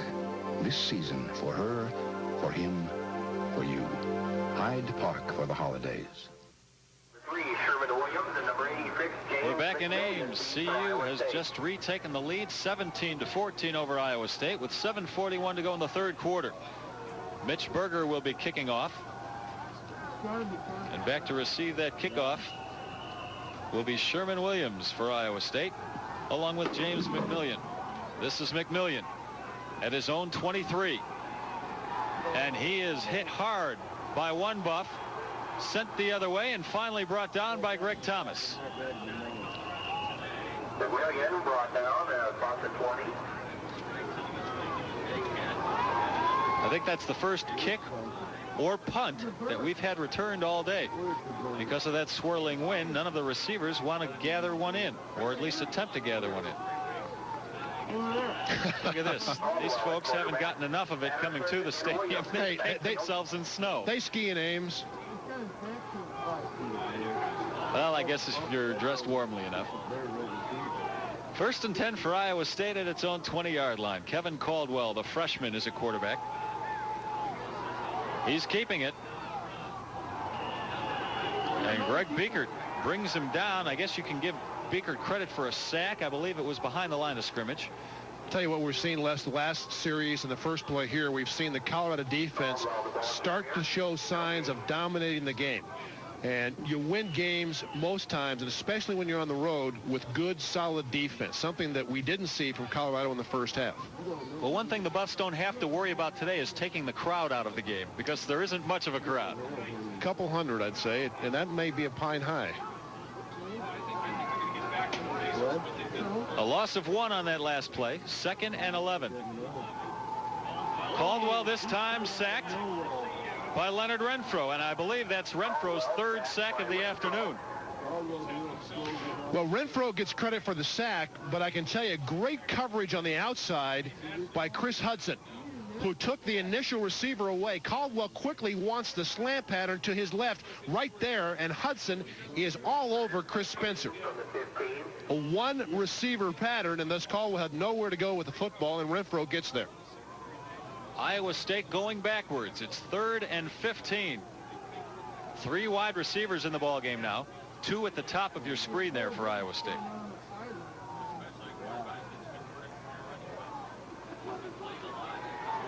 Caldwell tucks the ball in, and he's hit by Biekert, well short of the first down, about 5 yards short, so Iowa State will have to punt. Fortunately for the Cyclones, there is a cyclone-type wind behind them right now.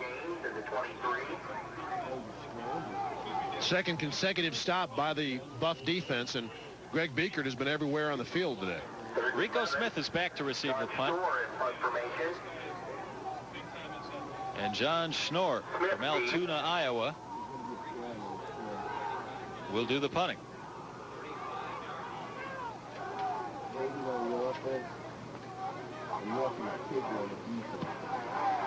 Schnorr with a bit of a line drive. Rico Smith will have a chance to return it. Has room up the middle. And is finally dragged down at his own 42-yard line.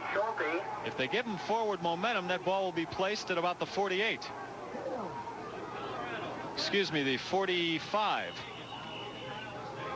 We're going to take a break in Ames with 5:10 to go in the 3rd quarter. CU leads it by 3.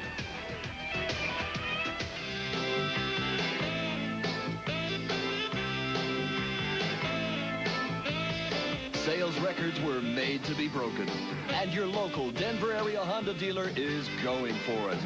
Now's the time to buy a new Civic, Accord, or Prelude, because they're priced to move. Go for it and save. Honda, the leader of the pack. Oh, Honda, the leader of the pack. Honda. Prices are low at Subway, but I'd rather focus on sandwiches. People call them hoagies or heroes or submarines because they're shaped like submarines, but we call them Subway sandwiches. Our 6-inch meatball sub features meatballs and sauce on bread I just baked, all for a low economical price. I won't say how low, but you'll probably find enough in the cushions of your couch. For 25 years, Subway has quietly made some of the best sandwiches anywhere, like the 6-inch meatball sub, only $1.69, only at Subway. So you're looking for the best compact truck your money can buy? And no, you don't want to pay too much money? Then look to the GMC Sonoma pickup truck. Well, when I was looking for a 4-wheel drive pickup, I was looking for something that was dependable, was quality, and had good gas mileage and a powerful engine. And when I bought the Sonoma, I found that it had all those qualities, and it was fun to drive.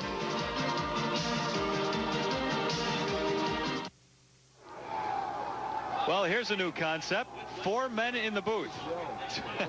Pass the hot chocolate, fellas. Thank you very much. Dave, and to our right, Dave Armstrong and Dave Lappin from Prime Sports Network. Boy. We had one enclosed booth up here. We all chose to share it. Flag on the flag. Flags on the field. CU has the ball at its own 45 with a 1st and 10, but a penalty. First time in my career I've ever felt like I was working with 2 play-by-play guys at the same time. Well, just make sure when he talks you don't answer him. I've almost done that a couple of times in the telecast. They're going to wave off the flag, and I presume that Colorado will have a 1st and 10 once again. Take a look at that snow behind the Iowa State defense, how it's swirling on the field. You might have a better idea of just how cold it is down there. That field is frozen solid, a wind chill factor of better than 20 below. Warren, the ball carrier. This is Lamont Warren, and he is thrown for about a 2-yard loss. Larry Radigan, the tackle.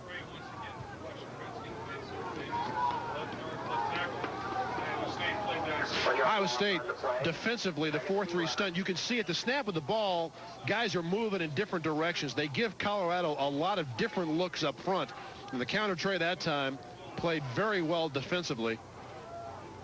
Here's a youngster that says, I'm just going to enjoy myself out here. We don't see snow like this in November too many times in Ames.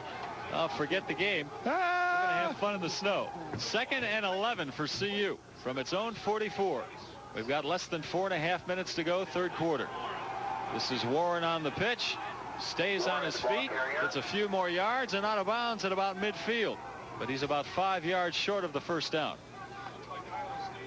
Second time that Darian Hagan has quick pitched the football. What a great job by James Hill. Watch the fullback, number 33, who initially is going to lead Warren outside. Then he feels pressure inside and stops and picks up the linebacker.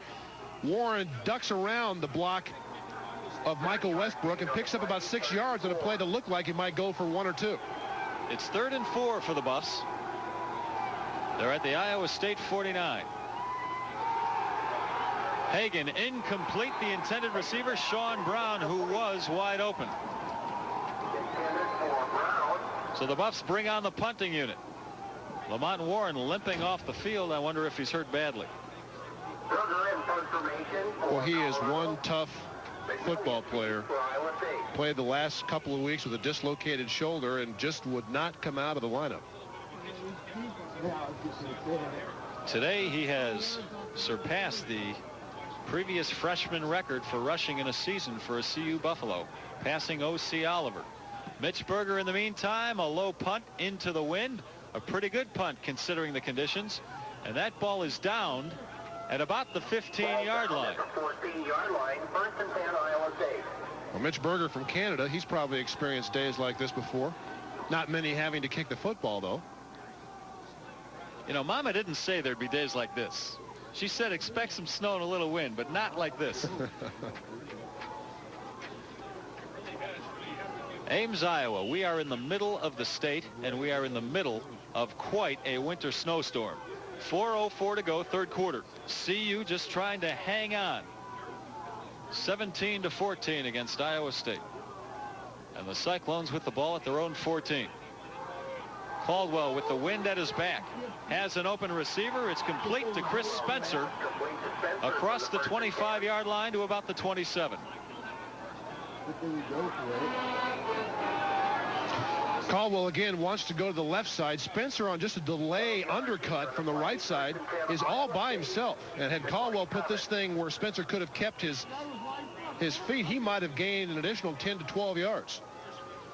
Spencer comes from a very athletic family. His sister is a starter on the basketball team at Creighton University, located in Omaha. 1st down for the Cyclones at their own 27. Caldwell showing a lot of poise for a freshman, finally run out of bounds by Ted Johnson, another freshman. Caldwell with a couple of yards on that play.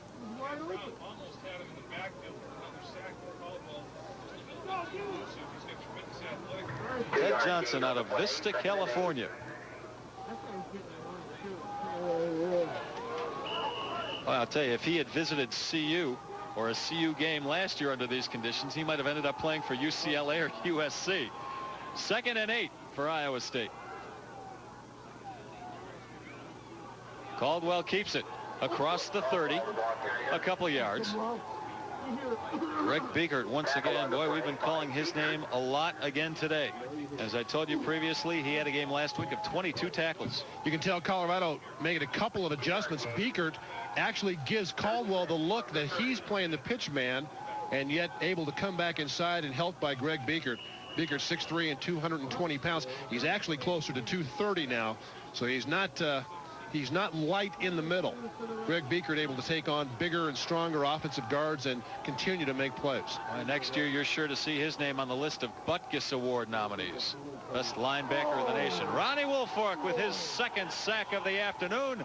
Back at the 20-yard line. Call it a 10-yard loss. Same play that Woolfolk got his previous sack on. Colorado has turned the outside linebacker loose, so the play action fake. Normally Woolfolk would be chucking the tight end and then releasing. Now the second half he has been on the go from the snap, and Caldwell never had a chance. Woolfolk recruited out of Detroit as a quarterback. Then he moved to linebacker. Then back this spring, he was put at the quarterback position again because CU had a shortage because of injuries, and now he's back at what looks like his natural position, linebacker. Iowa State will have to punt the ball. Rico Smith back to receive it at about his own 30. And he will have a chance to run this back, but he lets the ball drop. Smith playing it conservatively, and the ball is down at approximately the CU 33. We've got 2:01 to go in the third quarter. CU leads it 17-14. This telecast is a copyrighted presentation of KCNC and the National Broadcasting Company. It's intended solely for the private use of our audience. Any rebroadcast or retransmission of this telecast without the express written consent of KCNC is prohibited. You know, we normally read that a lot earlier in the telecast. I think our director's lips were frozen, however. Forgot to tell me to do that. Lamont Warren up the middle, a lot of room, and across the 45-yard line. Mark Dubrava finally the tackle. Good job by the Colorado offensive line that time, just getting a nice push up front. Before today's game, the longest run from scrimmage by Colorado this year was James Hill going for 37 yards. Warren has already gone for 74 and a touchdown in the first half. And you're going to see him get better and better in the next 3 years. He gives them explosive ability in the backfield, and he's only a freshman. A pickup of 13. It's 1st and 10 from the Buffs 46. James Hill hit early and then hit often. The first man with his arms wrapped around him is Mark Dunn.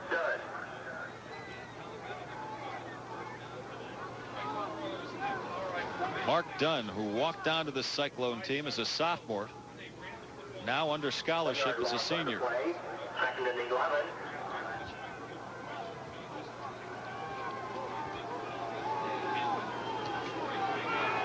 A loss of 1 yard on that play. It's 2nd and 11. We've got 1:05 to go in the third quarter.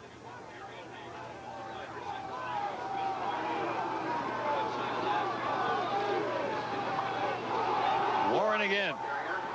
Warren hit quickly again. Gain of a couple yards. Troy Peterson, the freshman, makes the tackle. So it'll be 3rd and long. Approximately 9 yards for the Buffs.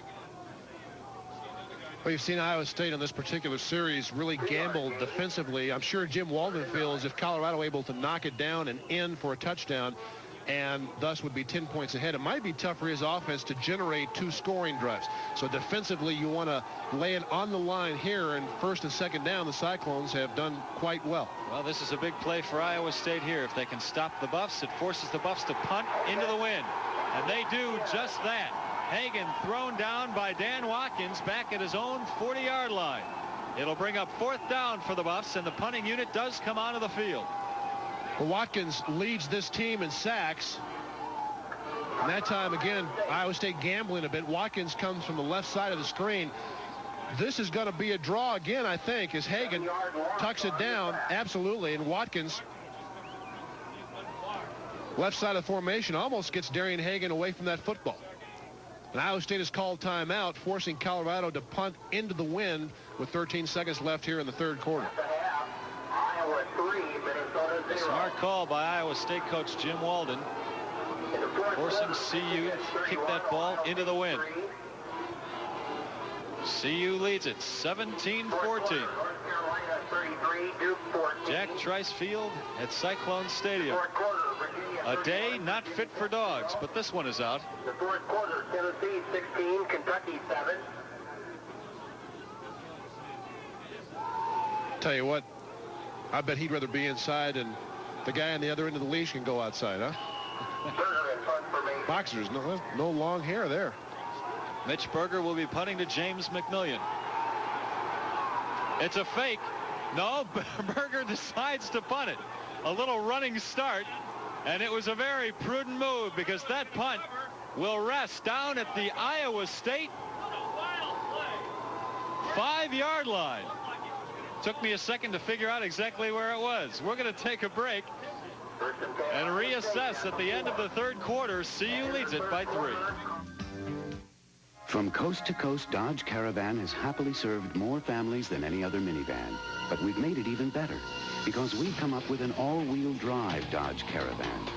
So now you not only get a vehicle loaded with safety features, including the first minivan airbag, you've got one that automatically handles just about anything the weatherman can throw at it. No shifting, no levers, no sweat. Now ask your Dodge dealer about the security of Caravan's ultimate guarantee. It's the great gift sale at Guard Brothers.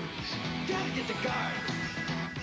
Gotta pick a present? The Marcy Apex combines all the stations of a health club in one machine. Only $699.99. Give official heavyweight free sweats from their favorite NFL, NBA, professional baseball, or college team. Only $44.99. It's the great gift sale at Guard Brothers. Gotta get the guards. It's one of the world's largest construction projects, and it's right in our own backyard. Within the next year, it will employ 7,500 people. It's Denver International Airport. Join Luann Aiken each Wednesday at 5 for Airport Watch, only on News 4. Today's game is brought to you in part by Grease Monkey, a proud company for Colorado, and also by Subway Sandwiches and Salads, and by your Denver area Honda dealers. Unlike the National Football League, once the ball is snapped in the NFL, you have to wait until the punt is kicked. But in college football, you can take off immediately. So with Berger feeling the bad snap and they're thinking, hey, I might run this, then makes a good decision, realizing he can't pick up over 10 yards, punts it, and everybody in a white shirt is well downfield and thus able to cover the football. Got a nice kick there. In the NFL, right? No, in the NFL, you've got to wait, as I said, until the ball is kicked before you leave the line of scrimmage. Iowa State has 97 yards to go. They're starting with it at their own 3. Flags on the field. Flag on the play. And temper's flaring a bit also. If I didn't know better, I'd swear it was starting to clear here in Ames. Do you get that impression, or is it maybe I'm starting to become less than lucid? It might be easier to see, but it's not any easier to stay warm. It might be clearing, but it's not getting warmer. All right, I'll give you that. Now, you're right. The wind isn't swirling as it has been in the past. It's brighter, almost. Colorado nailed from offsides. First and 5, Iowa State from the 8.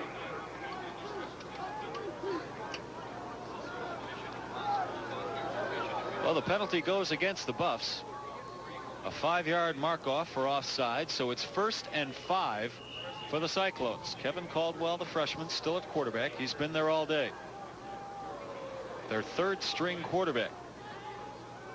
Williams, the ball carrier. This is Sherman Williams. Doesn't get much. Williams now doing most of the duty at tailback. Now that Jim Knott is out of the game. Knott gained 102 yards in the first half, but came off injured in the 3rd quarter. Greg Biekert there trying to straighten out Joel Steed's headgear, where those little pull things up over your head under the helmet. Sometimes the helmet can move and the thing goes down over your eyes. 2nd and 4. 2nd and 4 for the Cyclones from their own 9.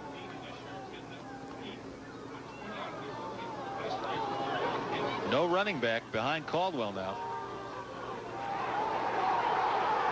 He does it himself. And a nice tackle from behind. Caldwell running. I believe it's Leonard Renfro who did it. Boy, Renfro having quite the game this afternoon. Timeout for a measurement. Very close to the first down, and they are going to bring out the sticks.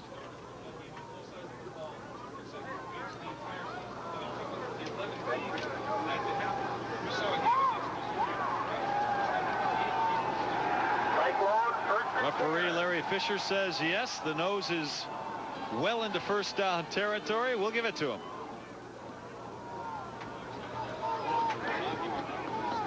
Judging from how long it took to call that play, the offensive coordinator for the Cyclones, I would think this is probably going to be a pass. Usually runs don't take that long to explain. A lot of animation there on the sideline. We'll wait and see. Either that or his brain is frozen and he couldn't make a decision. That would be most possibly likely so. on a day like today. 1st and 10 for the Cyclones on their own 13.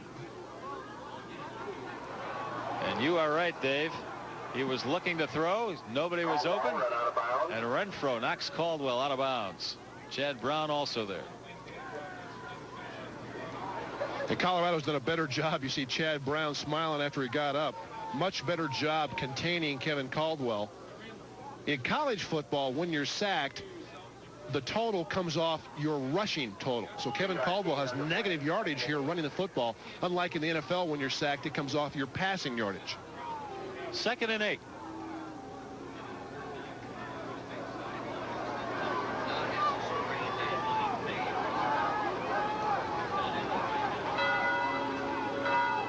Patterson, the block area. The give goes to Sundiata Patterson, who gets it up to about the 20, a gain of 5. And word from the Iowa State sideline is Jim Knott has a sprained ankle and probably will not return to the game. 6'5", 270. Sundiata Patterson, the fullback, gets caught underneath and almost surfaces downfield here. Marcellus Elder, and again Leonard Renfro finishes him off. 3rd and 2 for the Cyclones. We've got less than 13 minutes to go in this 4th quarter. The Buffs with a 3-point lead. Iowa State with the ball. Caldwell over the middle. They're calling it complete. The receiver and the defender went to the ground. It was hard to see from any angle. The pass is called complete across the 30-yard line. Well, it's a great catch by Spencer, who may have injured himself, and we've got a flag on the play. It's going to come back. Holding against the Cyclones. The initial throw there, if the tight end is open, Caldwell will take him on the right side. He waits for the hook to open up. The ball fluttering in, and Spencer goes down on the turf. That hurts. Ronnie Bradford right there to make the play, but a nice catch by Spencer, and unfortunately for the Cyclones, it will go for naught.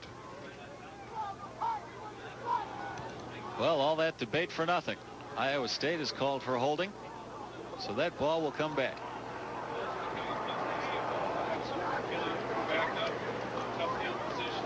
Throwing against the wind. That's why that ball was fluttering. Oh, there's a smart gentleman. Brought the parka to the game. Forget those team issues. I'm bringing my own heavy coat. 3rd and 13 for Iowa State.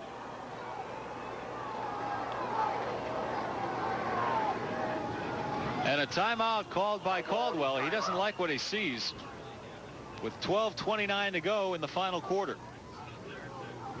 CU just trying to hang on to that top spot in the Big 8. Right now tied with Nebraska.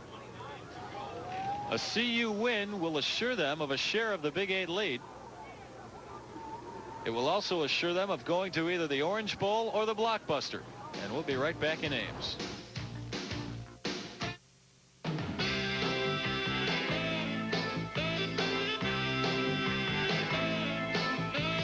Sales records were made to be broken, and your local Denver area Honda dealer is going for it.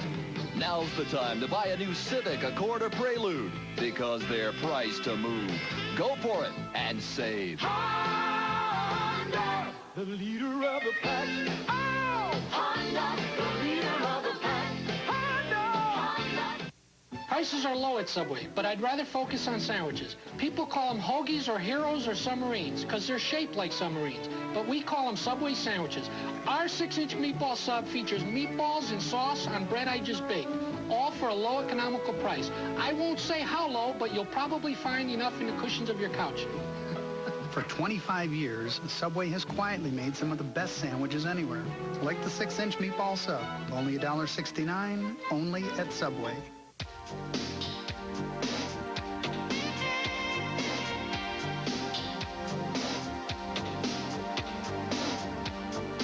It has a breathtaking shape. It has new overhead cam power and standard anti-lock brakes. Introducing the all-new Pontiac Grand Am. See your neighborhood Colorado Pontiac dealer.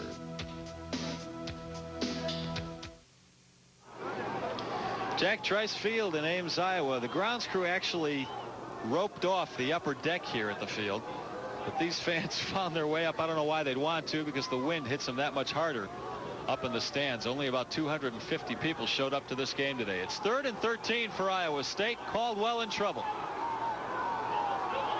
Does the smart thing, probably. Nobody open in the backfield. I should say downfield, so Caldwell just runs out of bounds. That'll bring up 4th down for the Cyclones. Coverage good that time downfield, and Caldwell really feeling the pressure initially from Woolfolk on the outside, which forces him underneath. Ronnie Woolfolk will come from the right side and force Caldwell to step up underneath. Marcellus Elder then chasing Caldwell. As Kevin tried to throw the ball or look downfield, you're right, Les, nobody opened up and he had to run out of bounds. Pretty good coverage downfield by Colorado. John Schnoor, very dangerous situation for the Cyclones, punting into a stiff wind. That ball might have been tipped. Very short kick. Rico Smith will let it go. But the Buffs will have the ball in Iowa State territory at about the 46-yard line. 12:09 to go, final quarter. Buffs lead it by 3 with a chance to make it more.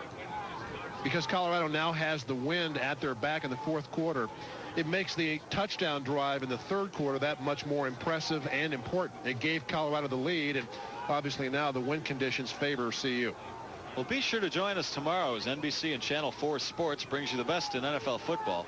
At 11 a.m., you voted for the LA Raiders against the Cincinnati Bengals. That's the game we'll show you. Then at 2 p.m., it's the Broncos squaring off against the Seahawks for the battle in Seattle. This is Lamont Warren breaking 1 tackle and diving up to about the 40-yard line. Call it a gain of 6.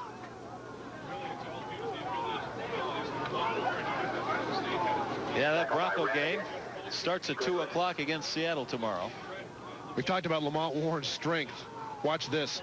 Breaks a tackle there, keeps his feet moving, breaks a tackle there into the secondary, and he's only going to get stronger as he matures.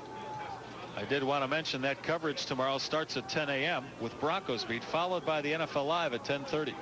This is Warren again. He gets about another 8 yards. And the first down for CU.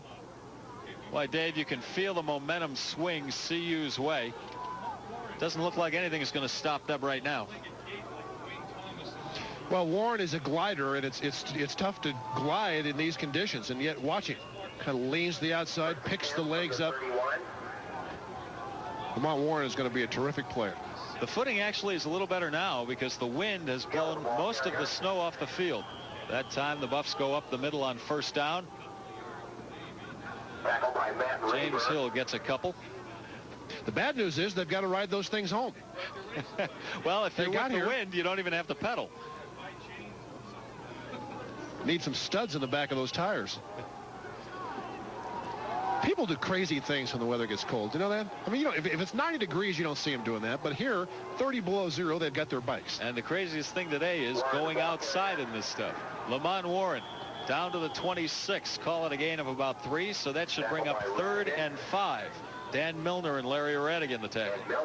Unofficially now, Warren, 19 carries for 163 yards.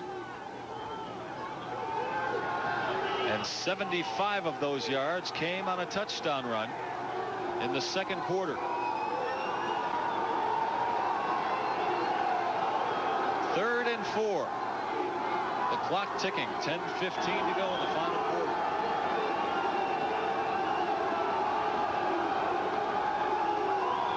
Mark Henry in motion. They give this to Warren, and he is racked up quickly. Bring up 4th down. Larry Radigan again, along with Dan Watkins right there, number 41. Give Iowa State credit on this defensive play, but it's virtually impossible to run the ISO against this defense. You can see both linebackers step up. Watkins on the blitz from the left side. They did a good job with the line of scrimmage. Pat Bluto in for the field goal attempt. This will be a 44-yard attempt. His longest in his career is 47 yards, and he's got the wind behind him right here. The kick is no good, wide right. So the score remains CU 17 and Iowa State 14.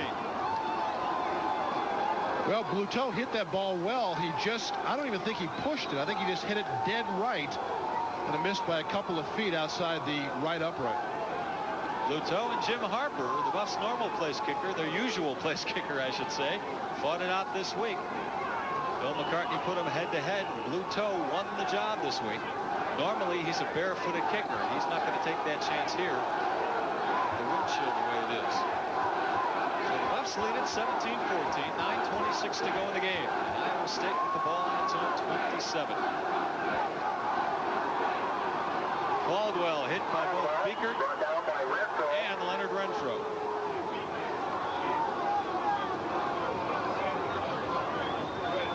And the defense, once again, we've talked about him in the second half, but it has been a totally different Colorado defense after intermission. Iowa State has not scored, and they really haven't threatened.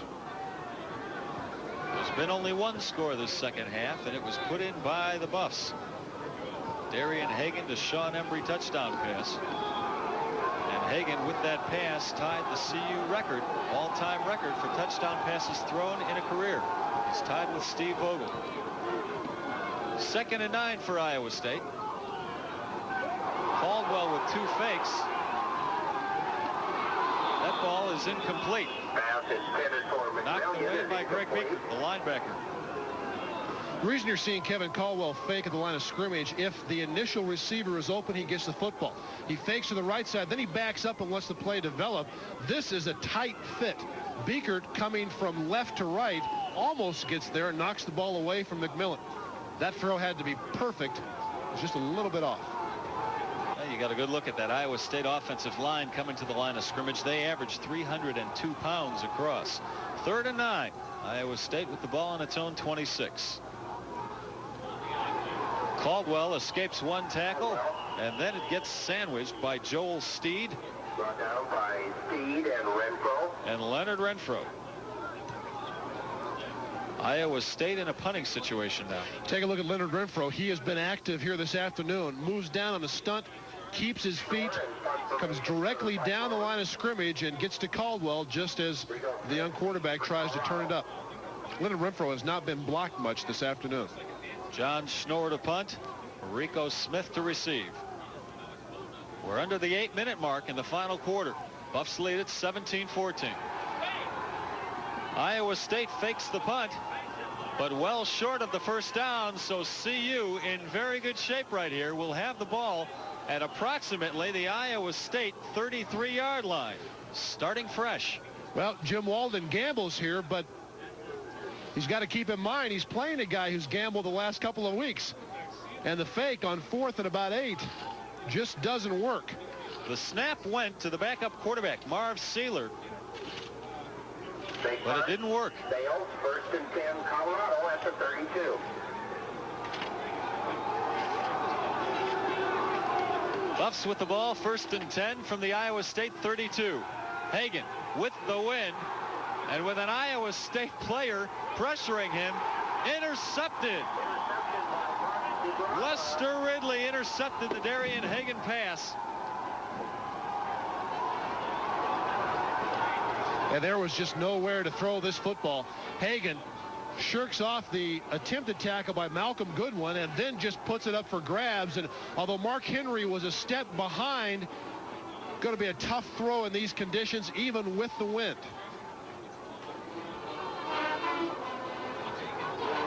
7:40 to go, final quarter. Iowa State with the ball. However, they're at their own 2-yard line. Darian Hagan has completed 3 passes on the day, 2 of them to his own teammates and 1 to Iowa State. And an Iowa State receiver jumps off sides. That's the tight end, Paul Schulte. Hey, I tell you what, when it's this cold, you can only stay down there so long. If the snap count is what you don't think, you're going to go ahead and go anyway. And this is pretty good technique. Steps to the left leg. That's going to be a hook. They were going to run to the left side. I can almost guarantee it. And Schulte was the only one that moved. Schulte going back to the huddle. Say, now, was that on 1 or on 2? 1st and 11. You only go half the distance to the goal line on that penalty, and that's only 1 yard. Iowa State staying conservative. Up the middle. No gain. And Leonard Renfro again in on the tackle. Joel Steed there as well. You know, right now it doesn't look like the interception is going to hurt CU all that much if Iowa State can't move the ball here on this next play. Well, the defense of the Buffs has dominated in the second half. They've completely shut down the Iowa State offense. That was something I'm sure Bill McCartney felt would happen the entire game. But in the first half, Iowa State outplayed Colorado. Hadn't been that way after intermission. 2nd and 11. Iowa State with the ball on its own 1-yard line. A good rush put on by Holland. Caldwell takes off. Brought down at the 10-yard line. Call it a gain of 9. However, he is short of the first down. Joel Steed, the tackle. It'll bring up 4th and about 2. Make that 3rd and 2. Caldwell does a smart thing here. Nobody opens up, and instead of running to the sideline, watch him take it straight up the field and right at the CU defense. Picks up an additional 2 or 3 yards, and 3rd and short now for Iowa State.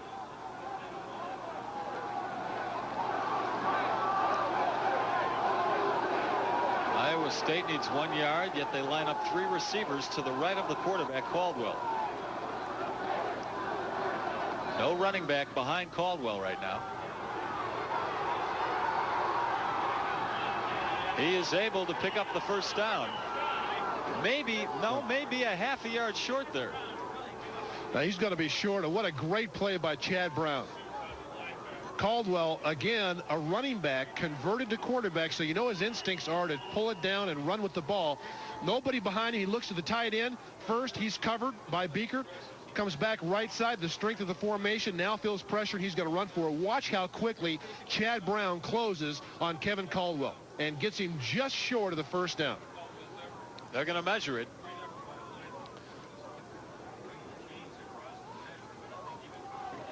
Now Jim Walton's got to decide, hey, do we punt here with a little over 6 minutes to go and down by 3? You have to. You have to kick the ball.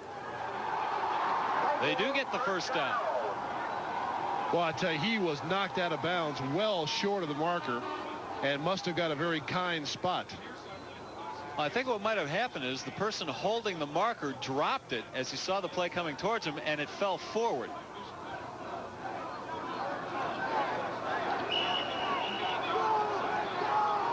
So Iowa State picks up a big first down. We've got 6:05 to go in the game. CU with a 3-point lead.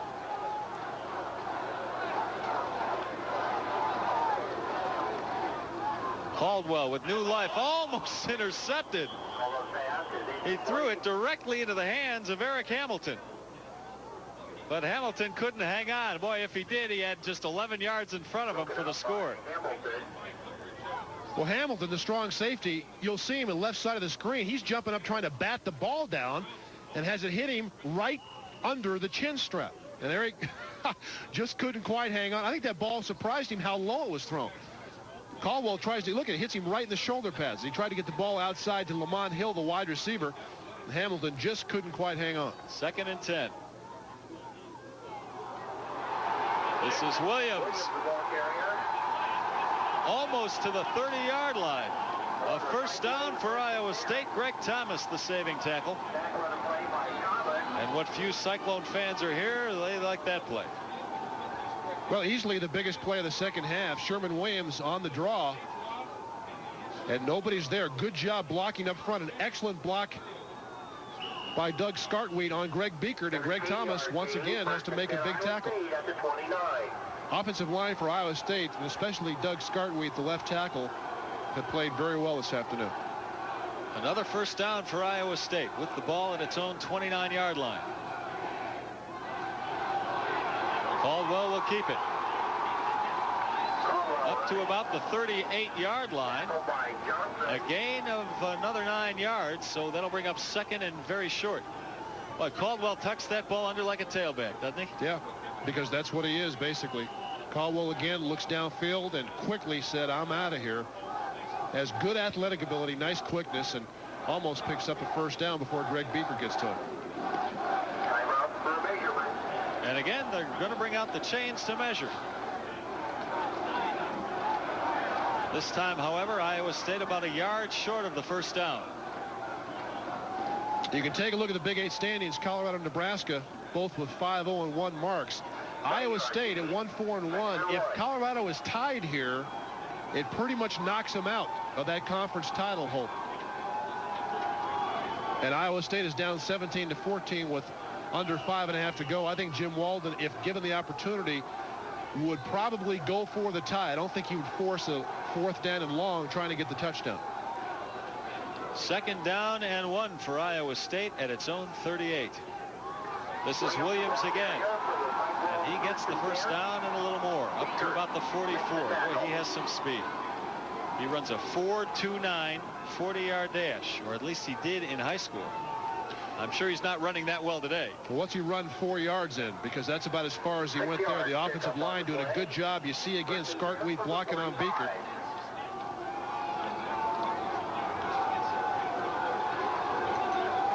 Another first down for Iowa State. Less than 5 minutes to go. CU holding on to that 17-14 lead. The Big 8 title at stake. Caldwell. That was a dying duck. Marcellus Elder put the pressure on. And he put Kevin Caldwell on the ground, and you see Kevin's a little bit slow getting up. Marcellus Elder, again working inside, throws off the offensive lineman, Lance Keller, and gets to Caldwell just as the ball is delivered. That wind seems to be picking up now, Dave. Blowing into Iowa State's face. Second and 10 for the Cyclones.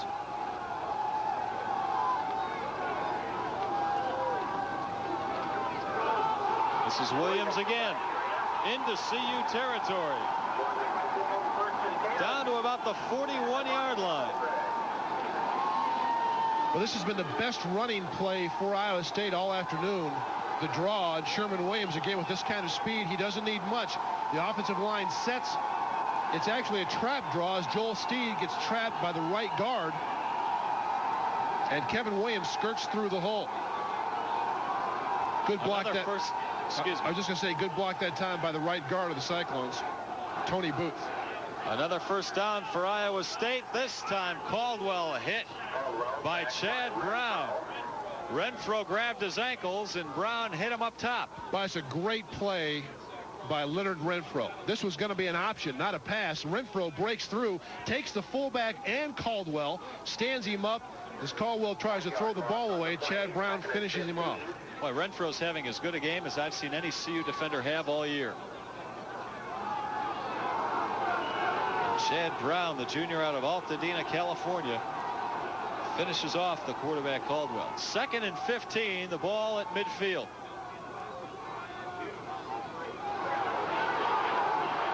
Caldwell throws a duck again. His receivers, James McMillian, was wide open, but the ball overthrown.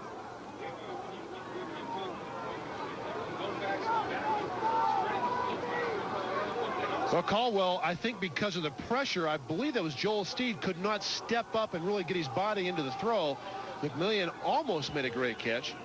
Third down and 15 now. If you're Iowa State, you want to pick up at least half of it. You'll obviously go for it on fourth down, and Caldwell, I would think, would be most dangerous here, dropping back and then pulling it down and running with it. And Iowa State isn't trying to hide anything. 3 of the last 4 plays they've lined up without a running back. Right now they have Sherman Williams lined up behind Caldwell, and Williams gets the call. Gets a couple yards. Greg Biekert stops him. Obviously, Iowa State wanted about 7 or 8 yards in that play to make it 4th and 7 or 8, but now it's going to be 4th and 14, and in conditions like these, tough to pick up this kind of yardage. The CU defense pitching a shutout this second half. Cyclones led it 14-10 at the half. The only score coming this half by CU, and the Buffs now with a 17-14 lead. We've got 3:05 left and counting. I wouldn't be surprised here to see Colorado bring somebody else and try to generate more of a pass rush than just 3 guys. Official timeout on the field. Iowa State called it, which means the Cyclones have no timeouts left, while the Buffs are still sitting with all 3 of theirs.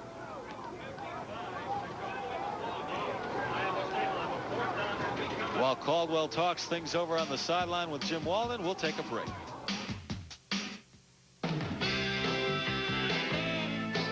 From Denver, very happy about the impending outcome to this game. 1:20 to go. The Buffs with the ball and a 17-14 lead. It's 3rd and 2 right now. James Hill. Hill, the ball carrier. If he has the first down, you can pretty much put this game on the board. Dan Milner stood him up quickly.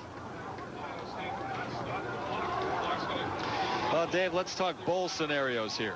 The Buffs will do no worse than the Orange Bowl on New Year's Day or the Blockbuster Bowl on December 28th in Miami. That's right. And everything boils down to what Nebraska and Oklahoma do next Friday. A week from yesterday, that game in Lincoln, if Nebraska should win, of course, they go to the Orange Bowl and Colorado goes to the Blockbuster Bowl. If Oklahoma should win or tie, Colorado would go to the Orange Bowl, and Oklahoma would then go to the Blockbuster Bowl. Nebraska would wind up in the Gator Bowl.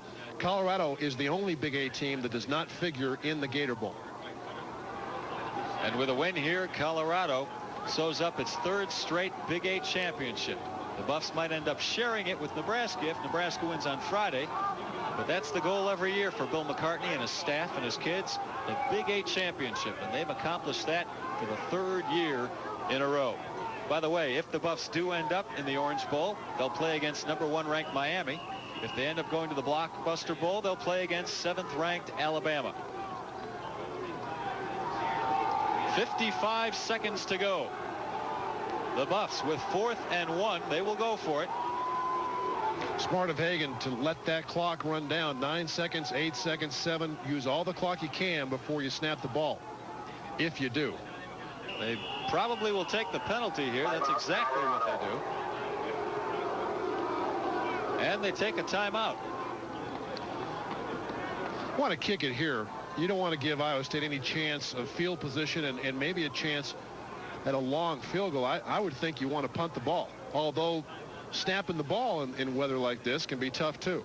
Buffs have the wind behind them, so they ought to get a little oomph into that kick, hoping to pin Iowa State back near its own goal line. Once again, the Cyclones with 39 seconds left and no timeouts. Orange Bowl, 5th down. What does that mean? 5th down or bust? Must be a Missouri fan. I don't think so, Les. I think those are Colorado fans. If there's a Missouri fan here in this weather at Ames, bless him. Off the wrong ramp. Yeah. Looks like Colorado is not going to punt the ball.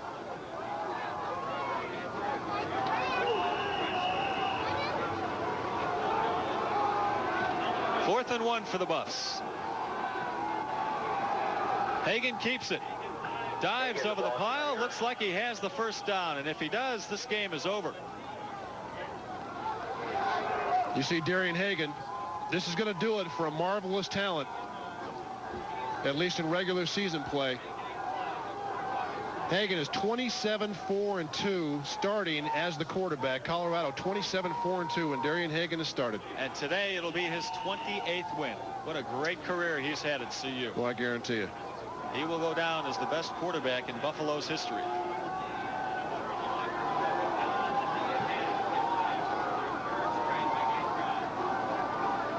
They actually don't have to snap the ball if they don't want to.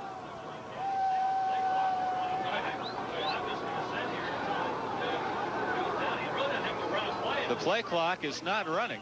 Hagen goes down, and that should do it. Both teams headed for midfield. CU locks up a third straight Big 8 championship and a win against Iowa State, 17-14. So make those reservations for Miami. The Buffs are going to either the Orange Bowl or the Blockbuster Bowl. And we'll take a break. We'll be right back to wrap things up in Ames, Iowa.